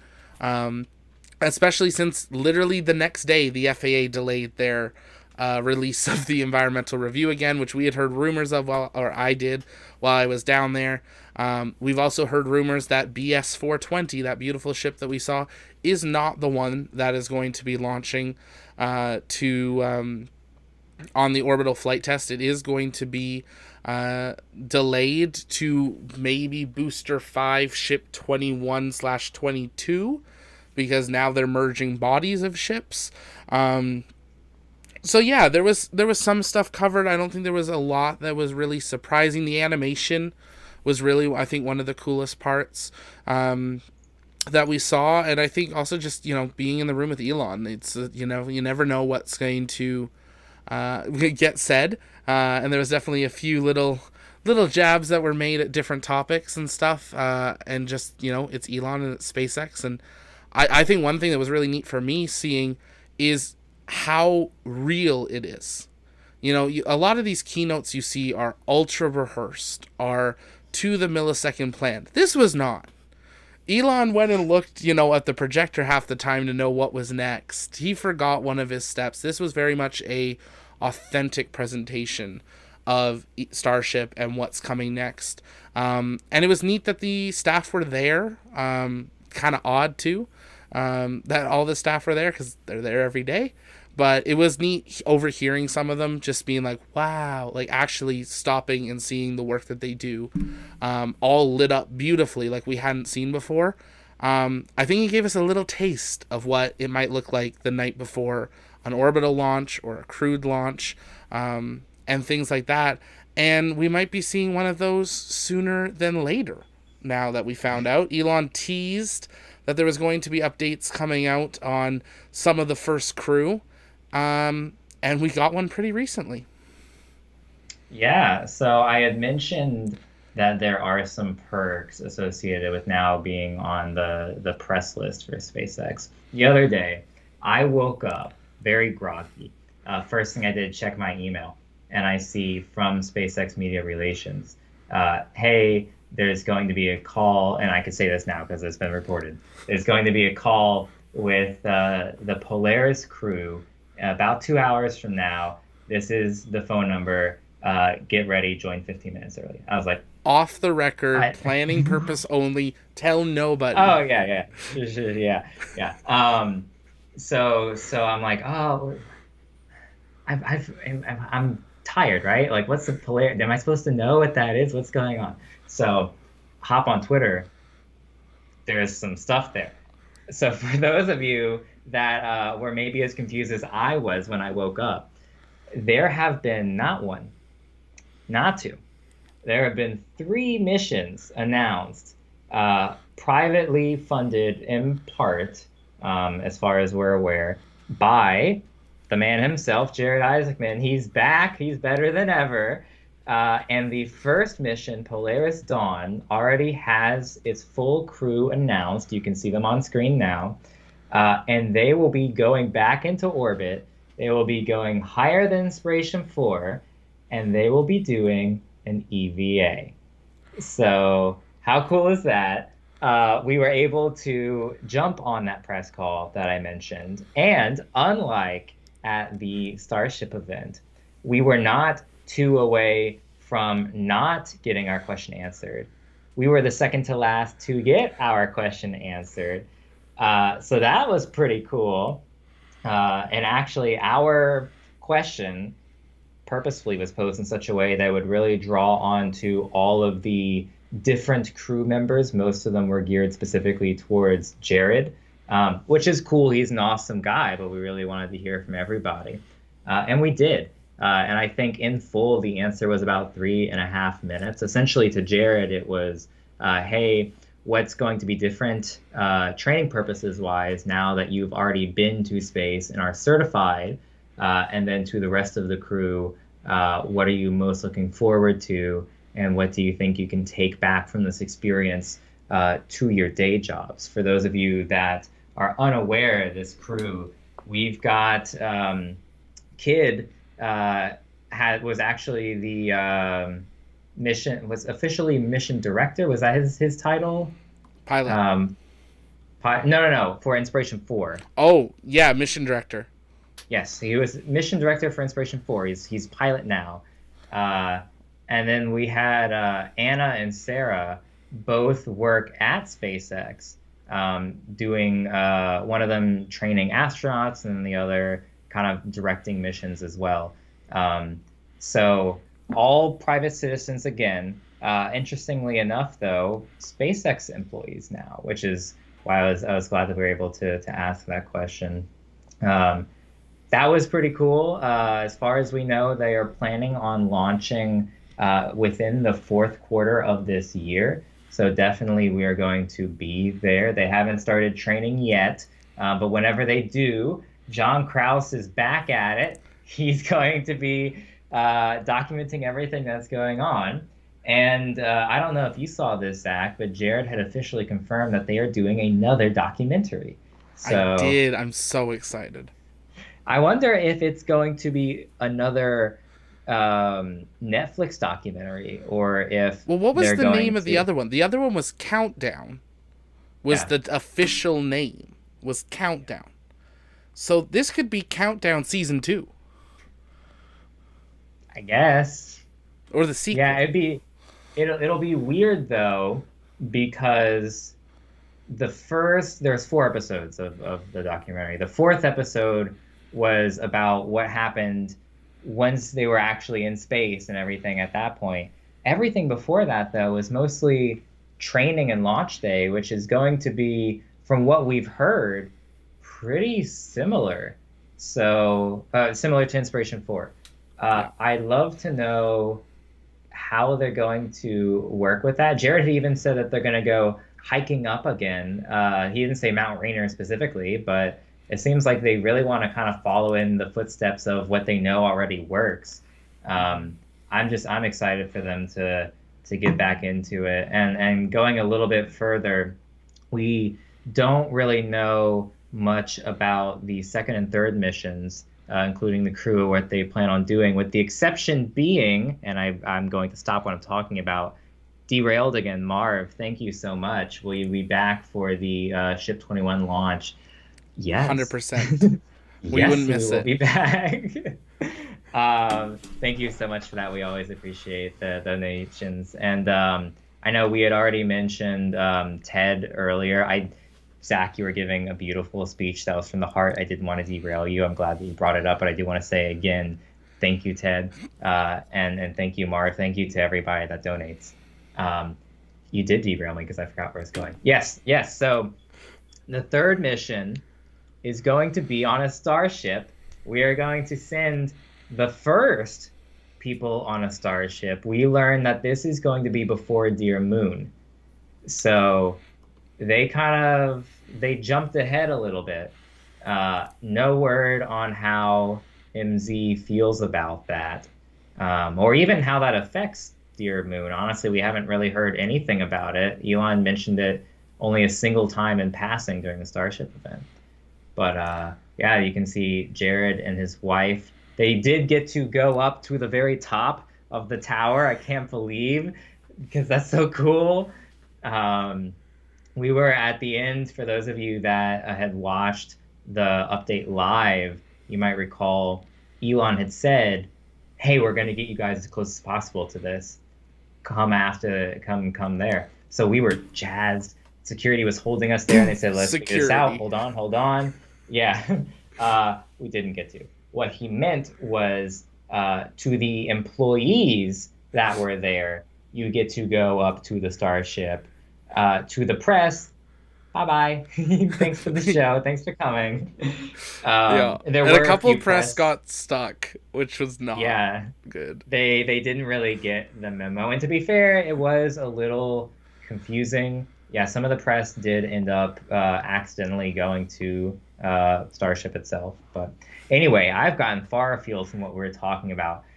Polaris came out of nowhere, blows my mind. Cannot believe, honestly, that they did not announce this either during this event or during the Super Bowl, like the 1 year anniversary of them announcing Inspiration 4. Don't know The why they crew chose was to. there. They were Yeah, they there. were. Beats me. Beats me. I remember specifically, and you can look back at 2 weeks ago episode. I was a little off, but I said I think they are going to announce the crew of Dear Moon. This is not the crew of Dear Moon, but it would have made total sense for them to announce the crew of the now first Starship mission. I don't know. I don't know why I didn't do it, but very cool to see. We do have a possible interview with Jared lined up, so keep your eyes out for that. Um, what do you guys think? What do you think, Zach? I know I just kind of went on for the past 5 minutes. You also had this come out of nowhere. You're the one that actually got to ask the question. What are your thoughts on all of this? Yeah, definitely not what we fully expected to get with the Starship event. And then, a couple of days later, I'm glad that we were home when this happened and not in the air or on the road, like the James Webb update. But yeah, I think it's pretty incredible that I'm really excited that Jared is the one really pushing us forward. I think the fact that he had the dream, but the ability to make that dream a reality of Inspiration 4, I think was huge, and I think he saw the impact that came there. Like, now, it was a $200 million fundraiser, and in all honesty, we know like $150 million of it came from Jared, Elon, and a couple other big donors. We're in a pandemic. I don't think that's surprising. They're at 240 million, I believe, now that they've raised with I4. And I'm really glad that he is keeping the idea that St. Jude's and children's cancer research and medical research needs to be forefront while we're advancing forward. Because I think that's a thing a lot of people don't love about the idea of us going to the moon and Mars is, well, what about all the problems here? And I think the fact that Jared's saying, I'm going to fund these missions, we're going to do these, but we're going to make sure we're looking back on our Earth too, is mission critical. I think, it's really neat now seeing that Haley Arsenault, that was on Inspiration 4, who worked at St. Jude's, now works at SpaceX and St. Jude's. She's now part of the medical team of SpaceX. And what a better way of, kind of merging those two sectors. Because I think there's going to be a lot that comes out of us doing stuff in low Earth orbit on the moon that affects what we can do in medicine over the next couple decades. I'm really excited to talk to Jared again. I quickly did send a text to him when the update happened before the phone call. And we're looking forward to talking with him and the crew at some point in the near future. So when we know that's happening, if you're in the Discord and you're a member, and you can go to behind the scenes, you can go to the interview section, and we will give you guys a heads up on any interviews we're doing, and you guys can submit questions, and we will try to include those. So if you want to hit the join button, $1.99 gets you behind the scenes and gets you into those early interview areas that you can submit questions for that.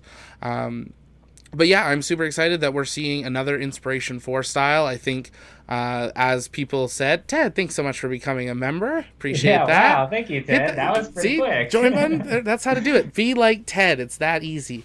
I think there's a lot of questions that we heard from the press about how this is going on, and I think a lot of people, might not understand. So I'll do a quick rundown. Is they are taking a Crew Dragon, like this one behind me that they took up for Inspiration 4, and they are going to put on the spacesuits that they launch in, And they are going to, instead of having that big, beautiful cupola at the nose cone, they are going to open the nose cone and open the hatch and go outside.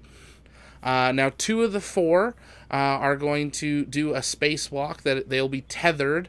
A lot of us are calling out this image. We're hoping they're tethered more than by the one thing coming out of the thigh. That's all of their like air and power and everything. But they're going to be tethered, and they'll go outside, and the other 2 will be inside. And I saw it in the chat.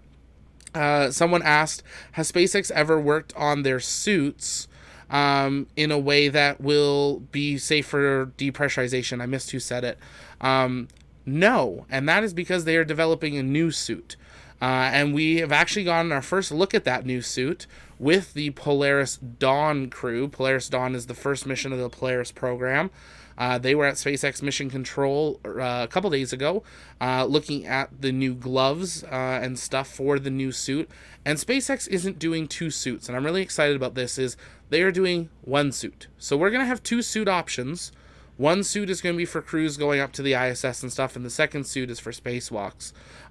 But this also comes to a topic we talked about earlier in the year, about how NASA is working on new spacesuits for the lunar missions.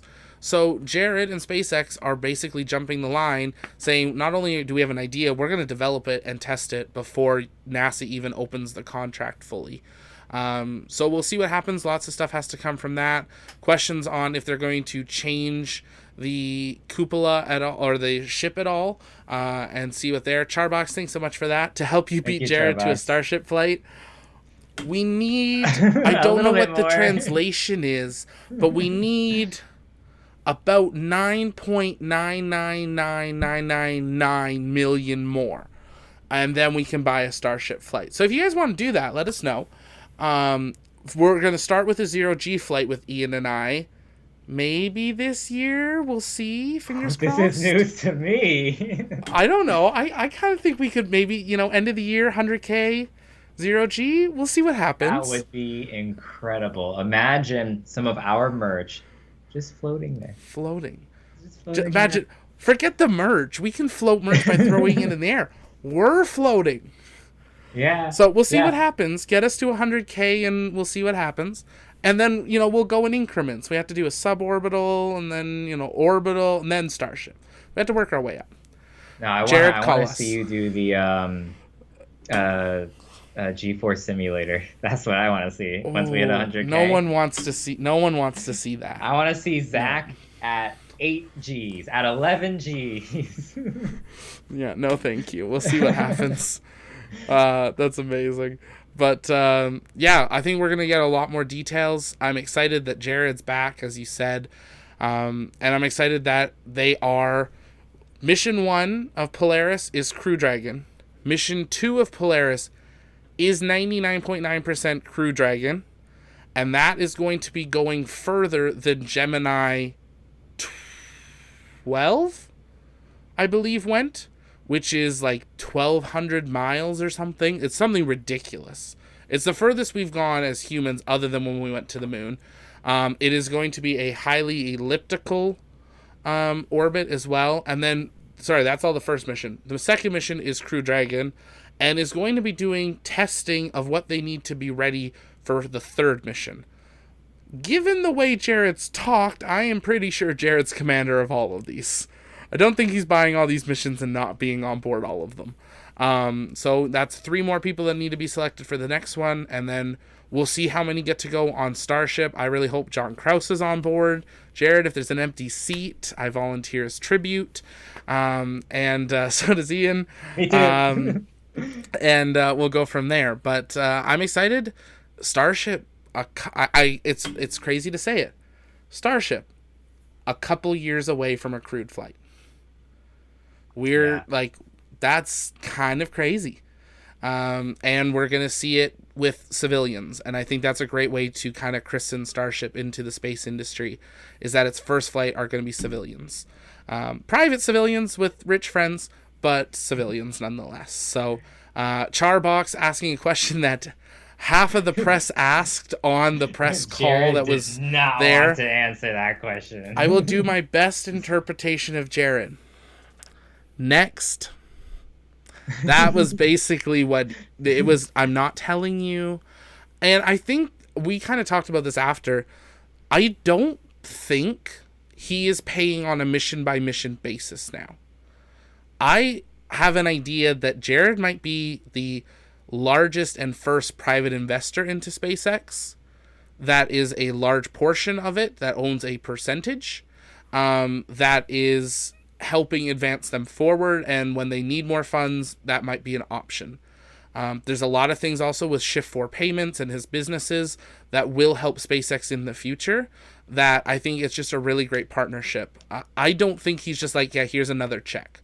At this point, buying 3 missions, we know Crew Dragons are 200 to 250 million a flight. We know he's now spent well over $1 billion with SpaceX, just conservatively with these 4 missions, not knowing how much a Starship's costing. So I would not be surprised that this was not a, let me buy a couple more missions, let me buy into the company and be SpaceX. So that's, allegedly my theory. But we'll see what happens. And I'm just excited that we're going to see this journey continue again with people that were part of Inspiration 4. And we'll soon be going off back into low Earth orbit at the end of the year. We're hearing November, December. And we'll be down there for the launch of Polaris Dawn. Yeah, I wonder if they're gonna launch at dawn. Of course, it's like way too early to tell, but that'd be pretty poetic. I wonder too if that means, is the second mission Polaris noon and then the third mission Polaris sunset? Stop. Because those don't sound that great. We're just gonna, and goodbye, Ian. No, we'll bring it back. That's fair. No, yeah. I'm excited what the names will be. I think Dawn was I wasn't in love with it at the beginning, but now thinking about it, it's dawning of a new era. And I think that's kind of what it's going to be. I don't see Polaris being only 3 missions. I could see Polaris doing one of the first missions to Mars. They're focusing right now on Earth and then the moon. Now, keep in mind, the Starship flight is not moon-oriented. We do not know where it's going. We just know that they've said it's going to be the first fully crewed Starship flight that launches with crew, orbits with crew, and lands with crew, which is more than we knew about how Dear Moon was going to go. Dear Moon may still be the first one that does an orbit of the moon. We might just see Starship doing the first large orbit of Earth. But obviously we're still 2 to 3 years out until we hear about that. So we got some time. Yeah. That's the main bit of the show. Oh my gosh, that was like an hour and a half right there. That was a long one. Normally we're like, okay, and good night. But now is your guys' chance to be part of the show. If you guys have questions, topics, stories that we missed, send those in the chat. Tag us at the Launchpad, and that'll flag it in our system so that we can answer those. You don't have to pay to answer. Have questions sent in and get an answer. We'll try to answer as many questions as we can. But again, if you want to derail and be the next question, Super Chat is your way to go. Just make sure you tag us at the Launchpad, and we will now be answering your guys' topics, questions, comments, theories, all of the above. I know a couple people mentioned sunburn. Thank you. Yes, it was fun. I'm 90% back to normal, but we'll see what happens. While we wait for some of your guys' questions, we mentioned it earlier. I mentioned the Mars shirt. Ian, where can we go if we want to get some of the best space merch in town? Thank you for teeing it up. This is my favorite part of the whole show. Do you guys know? There's some pretty nifty shirts, pretty nifty hats, pretty nifty water bottles, pretty nifty masks, stickers, really anything you can imagine on this fantastic shop that happens to be owned by us. No bias. They're great. Go to this link. Let me put down the link. Go to this link. Buy stuff. Buy stuff. They're pretty cool. We do have every now and then some rotating limited edition stuff. Most notably, we had James Webb, which is now out. We still do have our regular James Webb merchandise.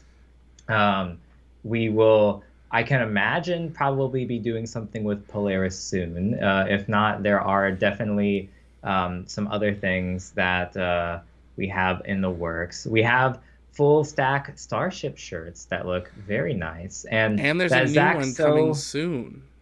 there we go. And I was about to say, Zach so wonderfully modeled that shirt. I don't know if that was one of the photos that you had shown earlier, but No, but I have it. you guys, Zach was the best model. Not only did we get this amazing stacking shirt, but we now have, if you go to the launch pad, is it on the Twitter? Did you make it the banner photo? I think maybe one of The them. shirt? I Let don't know, me but let me there's this go one. right now.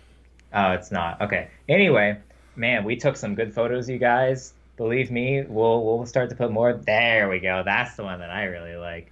That looks so official. That looks so good. We were there, guys. We were there. Get your merch. Get your merch.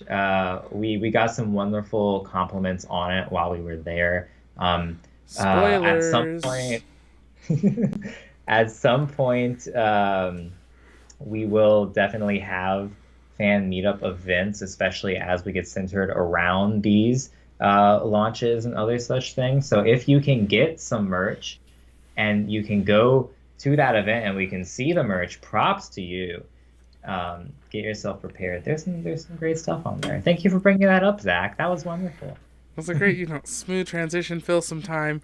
It was good. I have to say, and I'm really bad with names, and I apologize, but there were a few people day one that I landed at Starbase. There was no one else on the road, but some of you came up to me on the road, and like the first person that did it, and it was the coolest moment I'm gonna remember for my life. That you came up and you're like, the launch pad, right? And it was the coolest thing to have that happen at Starbase. That was the first place I had it happen. So it was great seeing some of you actually down on site. There was a few people talking from Rocket Ranch that were watching, and different things as well. So absolutely, we want to do meetups when we have more than 48 hours notice, so people have time to arrange time and travel down, and whether it's a dinner or something.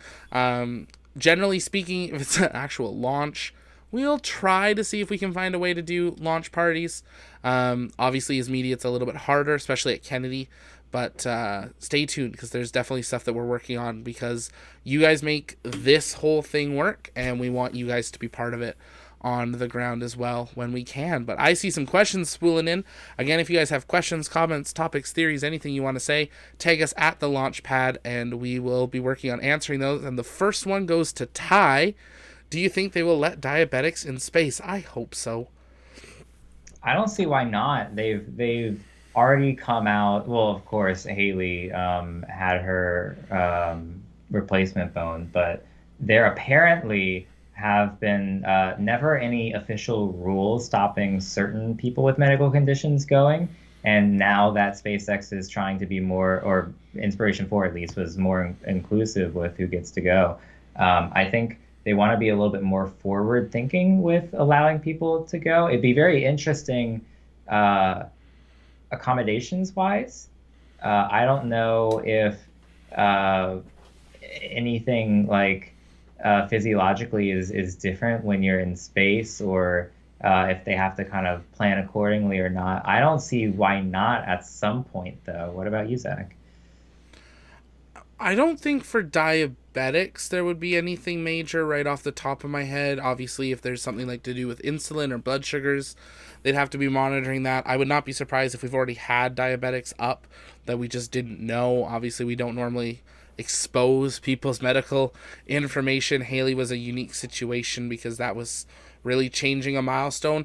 And the day they announced her, we saw ESA rewrite their medical guidelines on that people could go with up to 2 replaced body limb parts. They had a really weird way of phrasing it. So we're seeing changes. Right now, the biggest barrier is a weight capacity that we've seen with Crew Dragon. And we'll see how that changes with Crew Dragon in the future, or with Starship. I'm shocked that it's actually that big of a deal with Crew Dragon. I think you would just weigh the people and you just have a little less cargo. Would be the bigger issue, because there's a couple 1,000 pounds of cargo. I don't think a couple 100-pound more heavier person is going to be an issue, but we'll wait and see what happens. But maybe right away, yes. Give it 5 years, maybe 10 max. I don't think it'll be. If we want to be sending people to the moon and Mars, diabetes needs to be not the major thing we're worried if you have. We need to know if you have skills for it. So, great question there, though. Charbox, did you see some interesting animals in the nature around Starbase? I'm going to pull up just one picture here. I don't have all the pictures of Ian downloaded, so sorry. The landscape is really neat around Starbase. It's very duny. It's on the beach. The most animals that I saw, really the whole trip, are I think they're called crackles.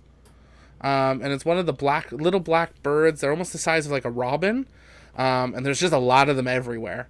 That was the main thing I saw. We do know that there are a few types of snakes in the area. There are some lizards, things like that. But really, I didn't see a whole lot while we were there. Obviously, we didn't go venturing out into the dunes either. More so than kind of along the beach to get some photos. It is a wildlife reserve, as well as a state park, as well as private SpaceX property. So we actually have the property maps. And try to really respect what those barriers are to make sure that we're not damaging that land, because ultimately if people start damaging it, then we're going to get more limited access, and that's not what we want. So we try to respect those. But did you see anything while you were down there? Well, there were the roosters that woke me up at 5 in the morning. That was pretty fun. In town too. Yeah, that was pretty great. Actually, the whole place that I stayed was just full of wonderful surprises. Tunnels. If you want to know more, come to the Discord after. Yeah, I'll talk about that. We saw some dogs. One a little too close, unfortunately. But no, there wasn't really any crazy wildlife that we saw. I think our eyes were mostly glued onto Starbase itself. So some people say Starship looks like a killer whale. So whale of a ship. I think that's a stretch, but I can kind of see it. But sure. I wanna while we're on the topic of kind of our trip, Ted had asks, were there any issues returning to Canada after the trip? I know we did have one slight stop still in Texas, but actually I didn't hear too much about your flight back. So if you want to talk about any of that stuff real quick. No, it was good. I was gonna tweet this out actually. For the whole trip, just in general. A big thank you to WestJet. Now, most of our American friends and international viewers have probably never heard of them. They're kind of like a Delta, but WestJet is Canada's is a Canadian-owned business airline, but it's owned by its employees, and started as a small. Not budget, but more affordable airline. And right before the pandemic, and even through the pandemic, has now expanded out into... they've had international into the States for a while, but they've now expanded out into Europe with big 787s, I believe they are. So they're expanding out, which is awesome. But I wanted to say thank you to them and a bunch of their team. Again, we said my grandmother really made this trip possible. Airports are really long. I don't want to walk the whole airport, let alone making my grandmother do it with all of our gear. And WestJet was outstanding in just their service with scooters and wheelchairs and golf carts. That I think the longest we walked was honestly from our car to the first check-in booth here in Edmonton going down. After that, we dropped off the rental car and we thought they'd bring a chair or something. The lady's like, "Oh, we'll just valet you." And I was like, okay. So honestly, a huge thank you to them. They made my family actually consider flying again, because it actually showed that it is an accessible thing. And their staff were always excited to know what we were doing. So it was fun getting to talk to them along the way about what we were going to do and then what we did do, and getting to talk to space. So big thank you to them. Because of that service, I want to say we had a very not normal way of coming home, because when you're with a chair, you don't go in the normal people line, you go in the crew line. So we were like, no wait for the border, no wait for security, no wait for anything. and stuff. So we had the paperwork done coming back into Canada. You had to have negative PCR testing. You had to have a online code that you generate with the Canadian government after you verify your negative test and all your other info where you were. So you had to have that. You had to have your passport, and you had to have a quarantine plan. And you had to agree that if they chose, they could do a random quarantine and negative test. Luckily, we didn't have that. But having been down in September, I had already gone through the process, and with a friend as well coming back, so I knew it was little time consuming the last couple nights, just making sure everything was filled out right. Obviously, we had to leave Starbase for about an hour on the Wednesday to go get those tests done. But other than that, it was nice. And we've heard now, 2 days ago, that the whole negative test part they're getting rid of. So they're going to open it up a bit more. They're going to open up Canada so you guys can come visit, and things like that. So, yeah, it was smooth. It was smooth flights. And yeah, it went by quickly. I was tired, so I tried to watch a movie. I could not mentally stay with the movie. I think, Ian was down there for a couple days, but the days before we were getting, I was getting like 3 hours of sleep each night because we were editing, getting ready for the next day. So when you're on the ground, you're too excited. And then Elon decided the night before you came to just stack the whole thing. Or no, were you in town? You were in town. Yeah, I was in town. Yeah, I got off the plane, and then I saw that they were stacking it. Like once I started to get to my Airbnb. Yeah, it was like, really? Come on, a night stacking. No one saw that coming. And then a daytime unstacking. Next time we're staying a couple days, because yeah, we definitely learned some lessons on when we should and shouldn't arrive and leave. So yeah, some people got some pretty great views and experiences, both afterwards, but then also just staying very. Next very time we're sleeping late. on the beach. That's what we're saying. We're gonna get a car with an air mattress in the back, and we're taking turns. Oh, I'll like pitch a little tent. I'll sleep on the actual beach. I'm cool with that. Nick Asuni and Coop did that for 2 nights. Yeah. I don't know how. I couldn't. Dedication, and they got some. Cool I could pictures so long as I could take a shower at some point. I am totally down. There's the ocean. I'll like sleep in nowhere. So, no. I'm not doing that. Back to the questions here. Julian's asking, are you tracking Asteroid 2018 CW2? Maybe? Never heard of that one. Is that one of the ones that was getting close recently? Like there's a few that were having near flybys? I always, anytime I hear somebody say asteroids coming close, I don't pay any attention to mine. One thing that I have to make very clear, close astronomically is within a few million miles. If somebody says something's getting close, don't think too much of it. Unless you've got a really nice telescope, you're not even going to see that thing. If you start seeing starships launching like there's no tomorrow, then you can worry. Yeah. I don't know where they're going to go, but if they start launching out of nowhere, then you can be concerned. I just jumped all the questions. First Last got my 2 shirts today. Eat, Sleep, Launch, Repeat. Kodiak, Alaska, home of Astra Space. That's awesome, First Last. You got to go out and take some pictures of the Astra site when they have a rocket back out there in the Eat, Sleep one there. That would be awesome to see. We want to feature some of your guys' photos. So if you have merch, take pictures of it, tag us on Twitter, and you might get retweeted or featured there if you're open to having your photo used in that way. If you guys have questions, you can keep seeing those there. Yeah, I'm scrolling all the way up to see if I can find some. Marv, hotel recommendations at Starbase. So Starbase itself doesn't have any hotels. Brownsville is your closest bet. And there are some nice hotels in the region. When we were down there, a lot of stuff sold out. I think it was because a lot of people thought the Starship update might have been a little more public.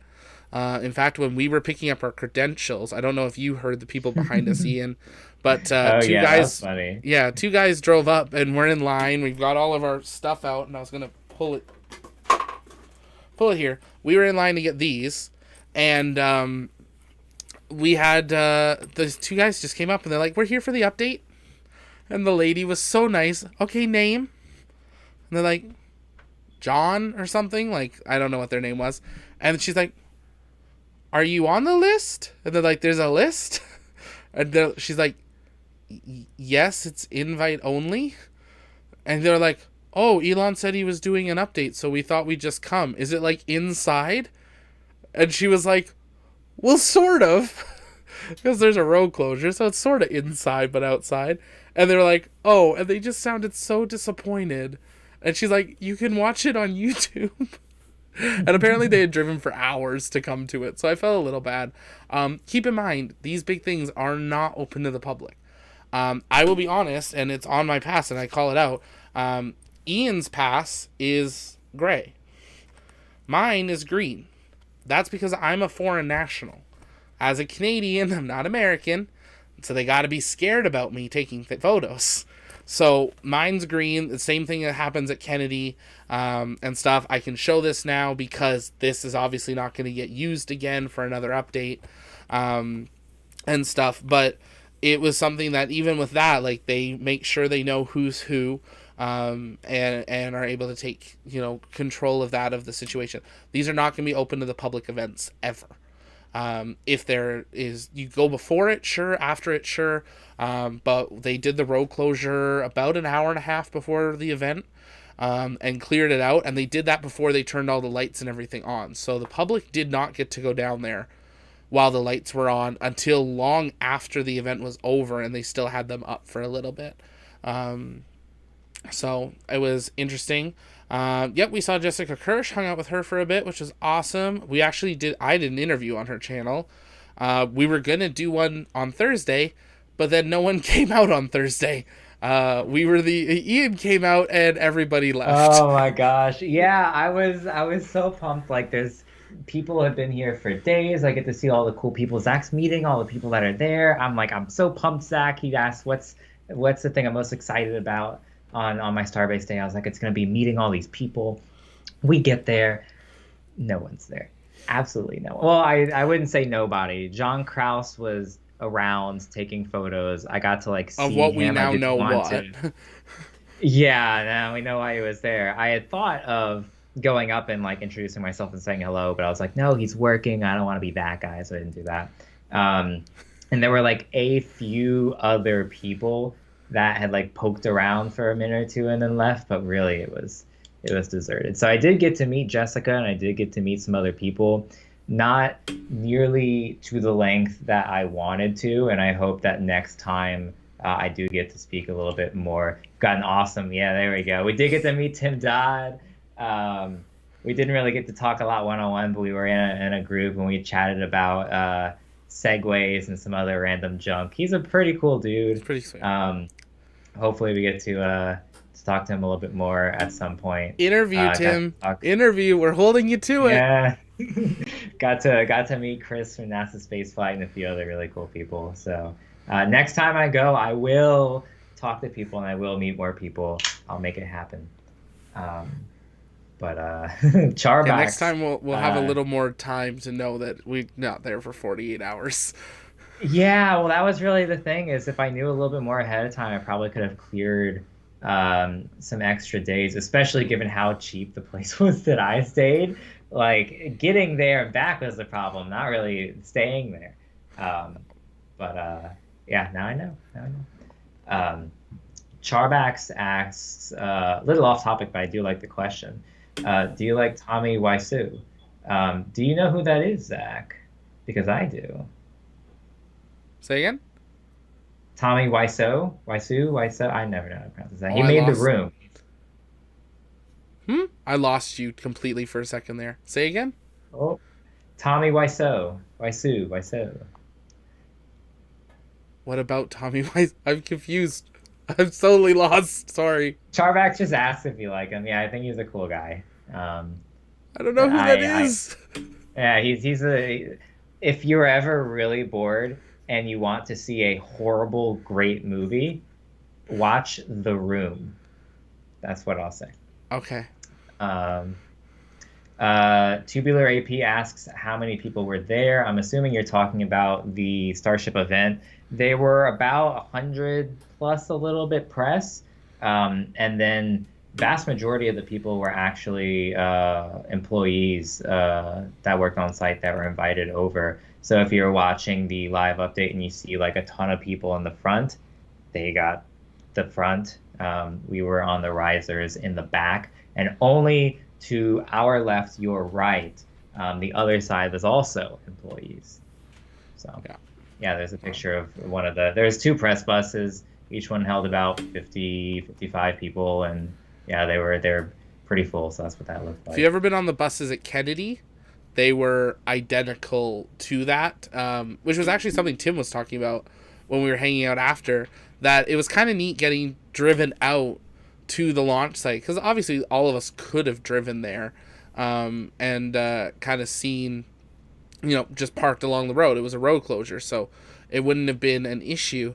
But it was neat being bussed out, because we've all done that experience at Kennedy, either to the press site, the launch pad, the Apollo Center, and being on one of these buses.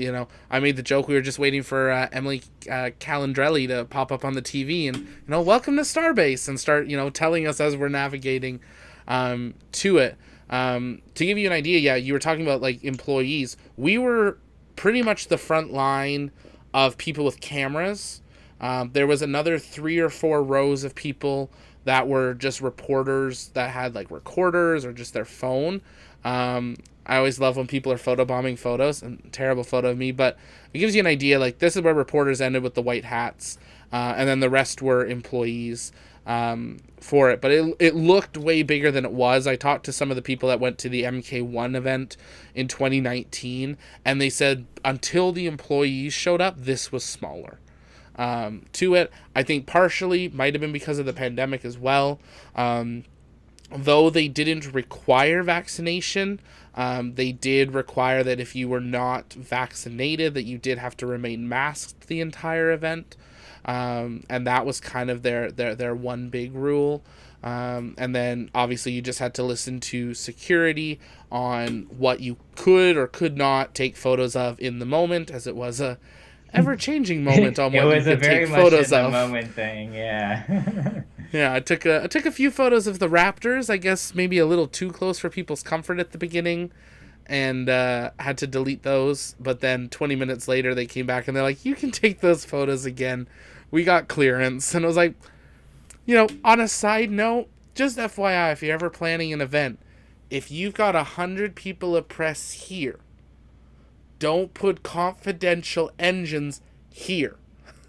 just a little idea. But no, it was neat. There was wasn't a lot of foreign press there, so we were very pleased that we did get accepted. I think I only saw 5 or 6, and we had 2 of them.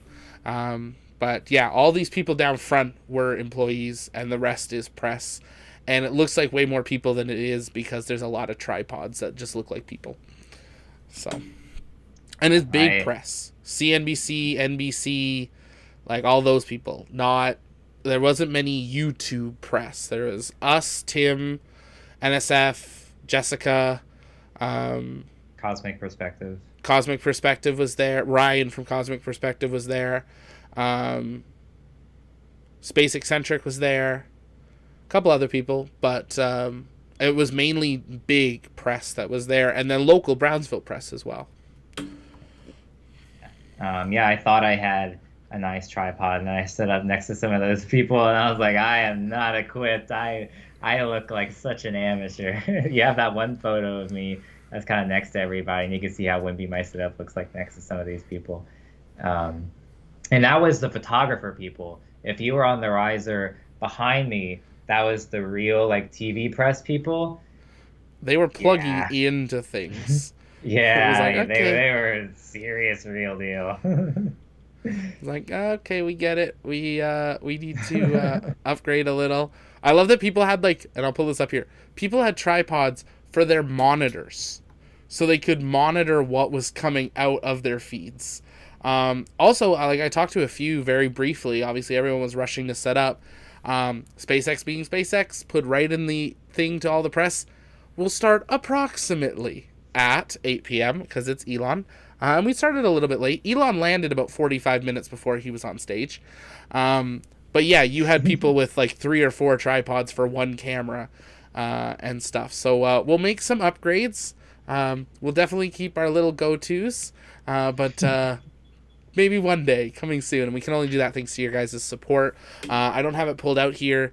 That was one of the reasons we were able to grab the Black Magic for this trip right before, literally like 12 hours before I jumped on the plane. We were able to pick up the camera that I was operating and filming on for the trip because of your guys' support. There was an opportunity. So know that your funds aren't going to, crazy things like, fancy dinners and all of that, unless we're invited to those with actually, Elon. we hardly ate while we were there. Trust me. Yeah. We really focused on just being in the moment. Yeah. Your money's going to actually being on the ground and bringing you the best coverage, and we'll always stick to that. So, Kevin Wise, piggyback off one of my questions from the last episode, would they station a Starship in orbit of Mars as a backup vehicle should something happen to another on the surface? I must have totally missed that one on a previous episode, but that is a very smart idea. To have it, maybe not orbiting, they might just leave it on the ground, but it's a good idea to have, an extra one laying around, just in case. I could see eventually getting up to there. I don't know if they would do it for the first mission, at least right away. But then again, I don't see why not. Like, if honestly Starship's going to end up being as cheap as we think it might be, why not just send another one? Like, just in case. I don't know. Well, that's also if they could very well, and this is pure speculation, say to the first crew to go on Mars, for right now, the plan is this is one way. And eventually we'll probably make it so that it's not one way, but this first mission, you will act as if this is a one-way ticket and we are not building infrastructure this second to get you back. I think that might be the way that they go as well, but we'll see. Brown says, you guys are going to be busy working between the Cape and Brownsville in the near future. Yes, and then you have to throw just some of them. Vandenberg, Mejia Peninsula, New Zealand. Wallops is becoming really active now. Spaceport, America. And who knows what else is going to turn on. We know Spaceport Cornwall's starting up and a few others. Obviously, Cape and Brownsville are going to be our busiest. And then Wallops if Rocket Lab starts launching from there, hopefully this year.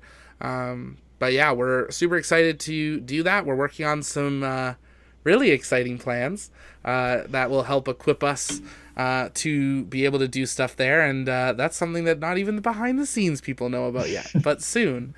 And we'll be excited to share that with you guys in the near future. Definitely making plans that we can be on location more often.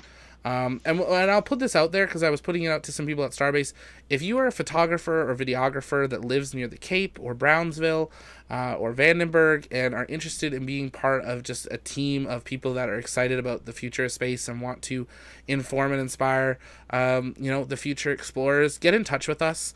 Right now we're trying to build a volunteer team of photographers and videographers that, if Ian and I can't be somewhere, because we know we can't be at everything, that we can have a team of people that are there that still get credited for their media and their work, but rather than everyone trying to compete, let's work together and further going exploring into space together. So if you're interested, reach out to us. I know we met some amazing people down at Starbase, and hopefully we'll have some of them joining the team.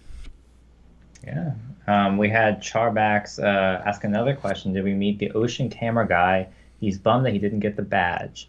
I did. I know. Yeah, I know he's talking about. I can't think of the name, but we were on one of his boats during Inspiration 4. For those of you that were back. Other guy. Ocean Cam. Paul. Not Starfleet tours. We met the Starfleet tour guys. They're really cool. Okay. Cam was Steven and Cam were a blast. They were before you came. Everybody was before you came. Of course, I didn't get to meet these people. Everyone was before you came. No, I hung out with Steven and Cam. They actually grabbed me one of the mornings and we went out for sunrise. And then Cam hung out with us pretty much the whole day. Super awesome. NASA researcher, really excited about space and a whole bunch of other stuff, and storm chasing, which was really cool. Cam, if you're watching, hey. But come meet Ian next time. Yes, we did. We did run into Paul with Ocean Cam. I was set up next to him on the dunes on Wednesday when we thought there was going to be stacking, and then I moved dunes for a better connection, and then the sheriff cleared us out. So, yeah, it was something like that. But we did see him around. I did see him around for a few days, and then when we were playing dance with the road closures, there was Paul and I, and a few other people. Ground Truth or Truth Ground Photography was there with John, and a few other people, and we were kind of just playing almost chicken with the sheriff of how close can we get before you kick us out. But no, it was awesome. People are good about it, but yeah, it's I would just say, if you're passionate about this, keep working on it. But also, SpaceX is going to be very picky on who they let in, because they need to control what is coming out. Especially from an event like this. I mean, if you think about how much press there is in the world, there was no media standing there, hi, I'm Anderson Cooper coming at you from... That was not allowed. There, you might have had time before it to do a quick clip, but you were setting up, recording the event, and politely getting lost. That was the time that we had. It was very different from a normal press conference that many would be used to. But I think it makes sense for the type of stuff you're around. I am shocked that I was this far away from Raptor 1 and 2 as a foreign national. Because that I would have thought would be ITAR. That they would be worried about getting out to it. So I would just say, yeah, keep going. I know there was a number of people that didn't get invites to it. But I would also say, keep in mind that SpaceX picks media that are at everything. They want media that are all SpaceX, not just the big events. And I think, I said this to Ian, and I've said it in our Discord, and I'll say it here. I completely believe our luck of getting to go to this was a huge thanks to Jared, for Inspiration 4. Jared got us in as a VIP and press for that. Even though we didn't necessarily do everything we could have done as press there, because we just didn't have time or the equipment on how short noticed it was. Because of that, we got in, and they learned who we were and how we operate, and that is why they are, open to us being part of stuff in the future. So I would just say, keep trying. No, it's a limited number of people, because there was other people that I know with 250,000 subscribers that did not get invited, or more. So it's we say we're lucky, and we know we are, and we said that while we were there. Yeah, I'm still blown away when I think about the fact that we were there. I was editing some photos today, and even the photos of just the public photos that you can take along some of the roads where you're standing next to Starship and seeing the high bay developed and things like that. It really blows me away that we could stand that close to these vehicles that are, we're going to slightly chop off your head, but we're used to that with you. The fact that we could stand, yes, that we could stand, 30, 40 feet away from these vehicles. Never in human history, I would say, that the public could drive their car and be this close. And this is because it's a public road. Now, I will say, if you're going down there, you need to be respectful of it. You need to listen to the sheriffs, to the employees. You need to stay out of the way, and they'll leave it open. But you are basically on a working construction site. So you need to be aware of that. And, sometimes that means jumping in the ditch when a big truck goes by. Yeah. Charbach says, did anybody from the Chinese Space Agency or Roscosmos get invited to the event? Not that we're aware of, no. Didn't see anybody. Yeah. I know the guy next to me, I think, was in France, but representing France with a French accent, but actually lived here and just reported on behalf of France. And yeah, there are a few other international people, but no Russians or Chinese, I think, that I remember seeing. and I mean, I can't verify it for sure. Obviously, I don't have the press list. Based on the few people I saw with green badges, they live in the U.S. but are foreign nationals. I think it's very safe to say we were one of the only, if not the only people that flew in for the event, that got into the event for it. Because a lot of these agencies that are foreign, especially with the way the pandemic's rolled out, have just sent people to like live in the US, and then they send them around because then they're already in the country, but they're still a citizen of whatever, where they're from. So yeah, it's especially with how short notice it was too. Like, it was 1 week exactly from the moment he tweeted to the moment the event started. And that wasn't long enough for a lot of countries to be able to fly into the States. So, yeah. I think that's about all Did the Zach buy a questions. cowboy hat? Not yet. No, not yet. One day. Everyone wants to see me in a cowboy hat. What is it with cowboy hats? I don't think I've ever worn a cowboy hat. I mean, I did as a kid, I think. But Jessica says, I'm so happy for you guys. I hope the launch pad and pod blows up in a big way. Such a great show you put on, guys. Thank you. Well, thanks, Jessica. I appreciate that. I know we see you in the chat all the way. I guess we're going to work on some new videos that come out and explain things. You mentioned the launch pad and the launch pod. We want to kind of just clean it up so everyone knows. The launch pad's not going anywhere. The launch pod's not going anywhere. But our full brand is TLP Network, the Launchpad Network. And that's what we're going to be really diving into. So if you ever see emails from us or on our socials, why it says the Launchpad Network, that's why. And then we will have our shows and our programming, which is the Launch Pod, TLP Live, TLP News, TLP Interviews, all that. All the stuff staying the same. But we're just cleaning up the branding. Helps with working with the space agencies and stuff as well. So that is a reason why, but makes it a little clearer. Easiest way, TLP. That's TLP. That's what we'll be. Charbox. It's because of the U.S. military rules. Nobody outside the U.S. can work or be involved with SpaceX. They do have a lot of rules on that their employees have to be American. That is correct. Kevin, the Artemis missions are going to the moon, specific missions, and not go to Mars.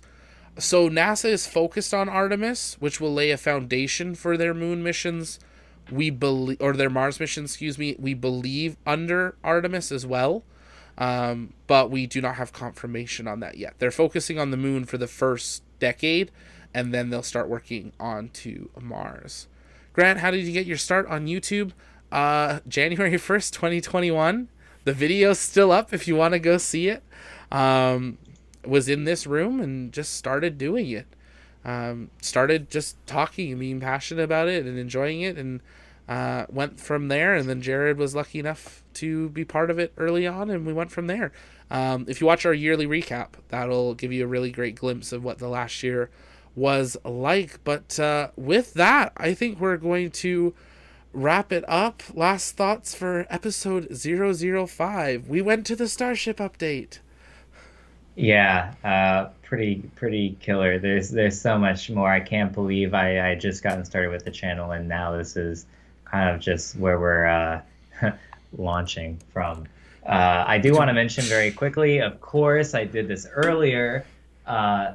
If you guys want some amazing merch, go to our shop. And if you want, Jay Norris, last second getting us. Thank you for the derail and that 99 cents. We appreciate it. Definitely make your way to the shop, make your way to the Discord, be a part of the community. A lot of times we have mentioned already just in this stream that there is quite a few things that you can get through being a member in the behind the scenes chat, or just being in general in the Discord. I know the other day we had somebody from the James Webb Space Telescope team in the Discord just answering your questions. You can't get that stuff in a lot of other places, folks. So definitely swing on by, check out what we've got to offer, and thank you so much for supporting everything that we do, because everything we just mentioned about going to this event would not have been possible if not for you guys. So thanks for this, and man, let's see if next week we can beat this episode. I think that's gonna be hard.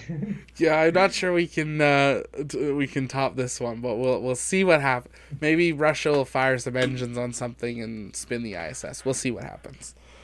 Hopefully not. Right. Hopefully not. But that's going to do it for episode 005 here at the Launch Pod. If you've made it all this way and we're watching the replay, let us know down in the comment section. If you guys ever have questions, you can send those in over on Discord or in the comment section of pretty much any video, and we try to monitor those. But Discord is your best bet. Make sure you follow us on our Twitters, TLPN_official.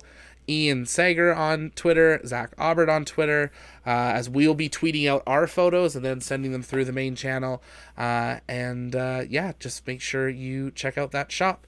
And that is going to do it for episode 005. But for now, this is Zach and Ian signing off. We'll see you next week.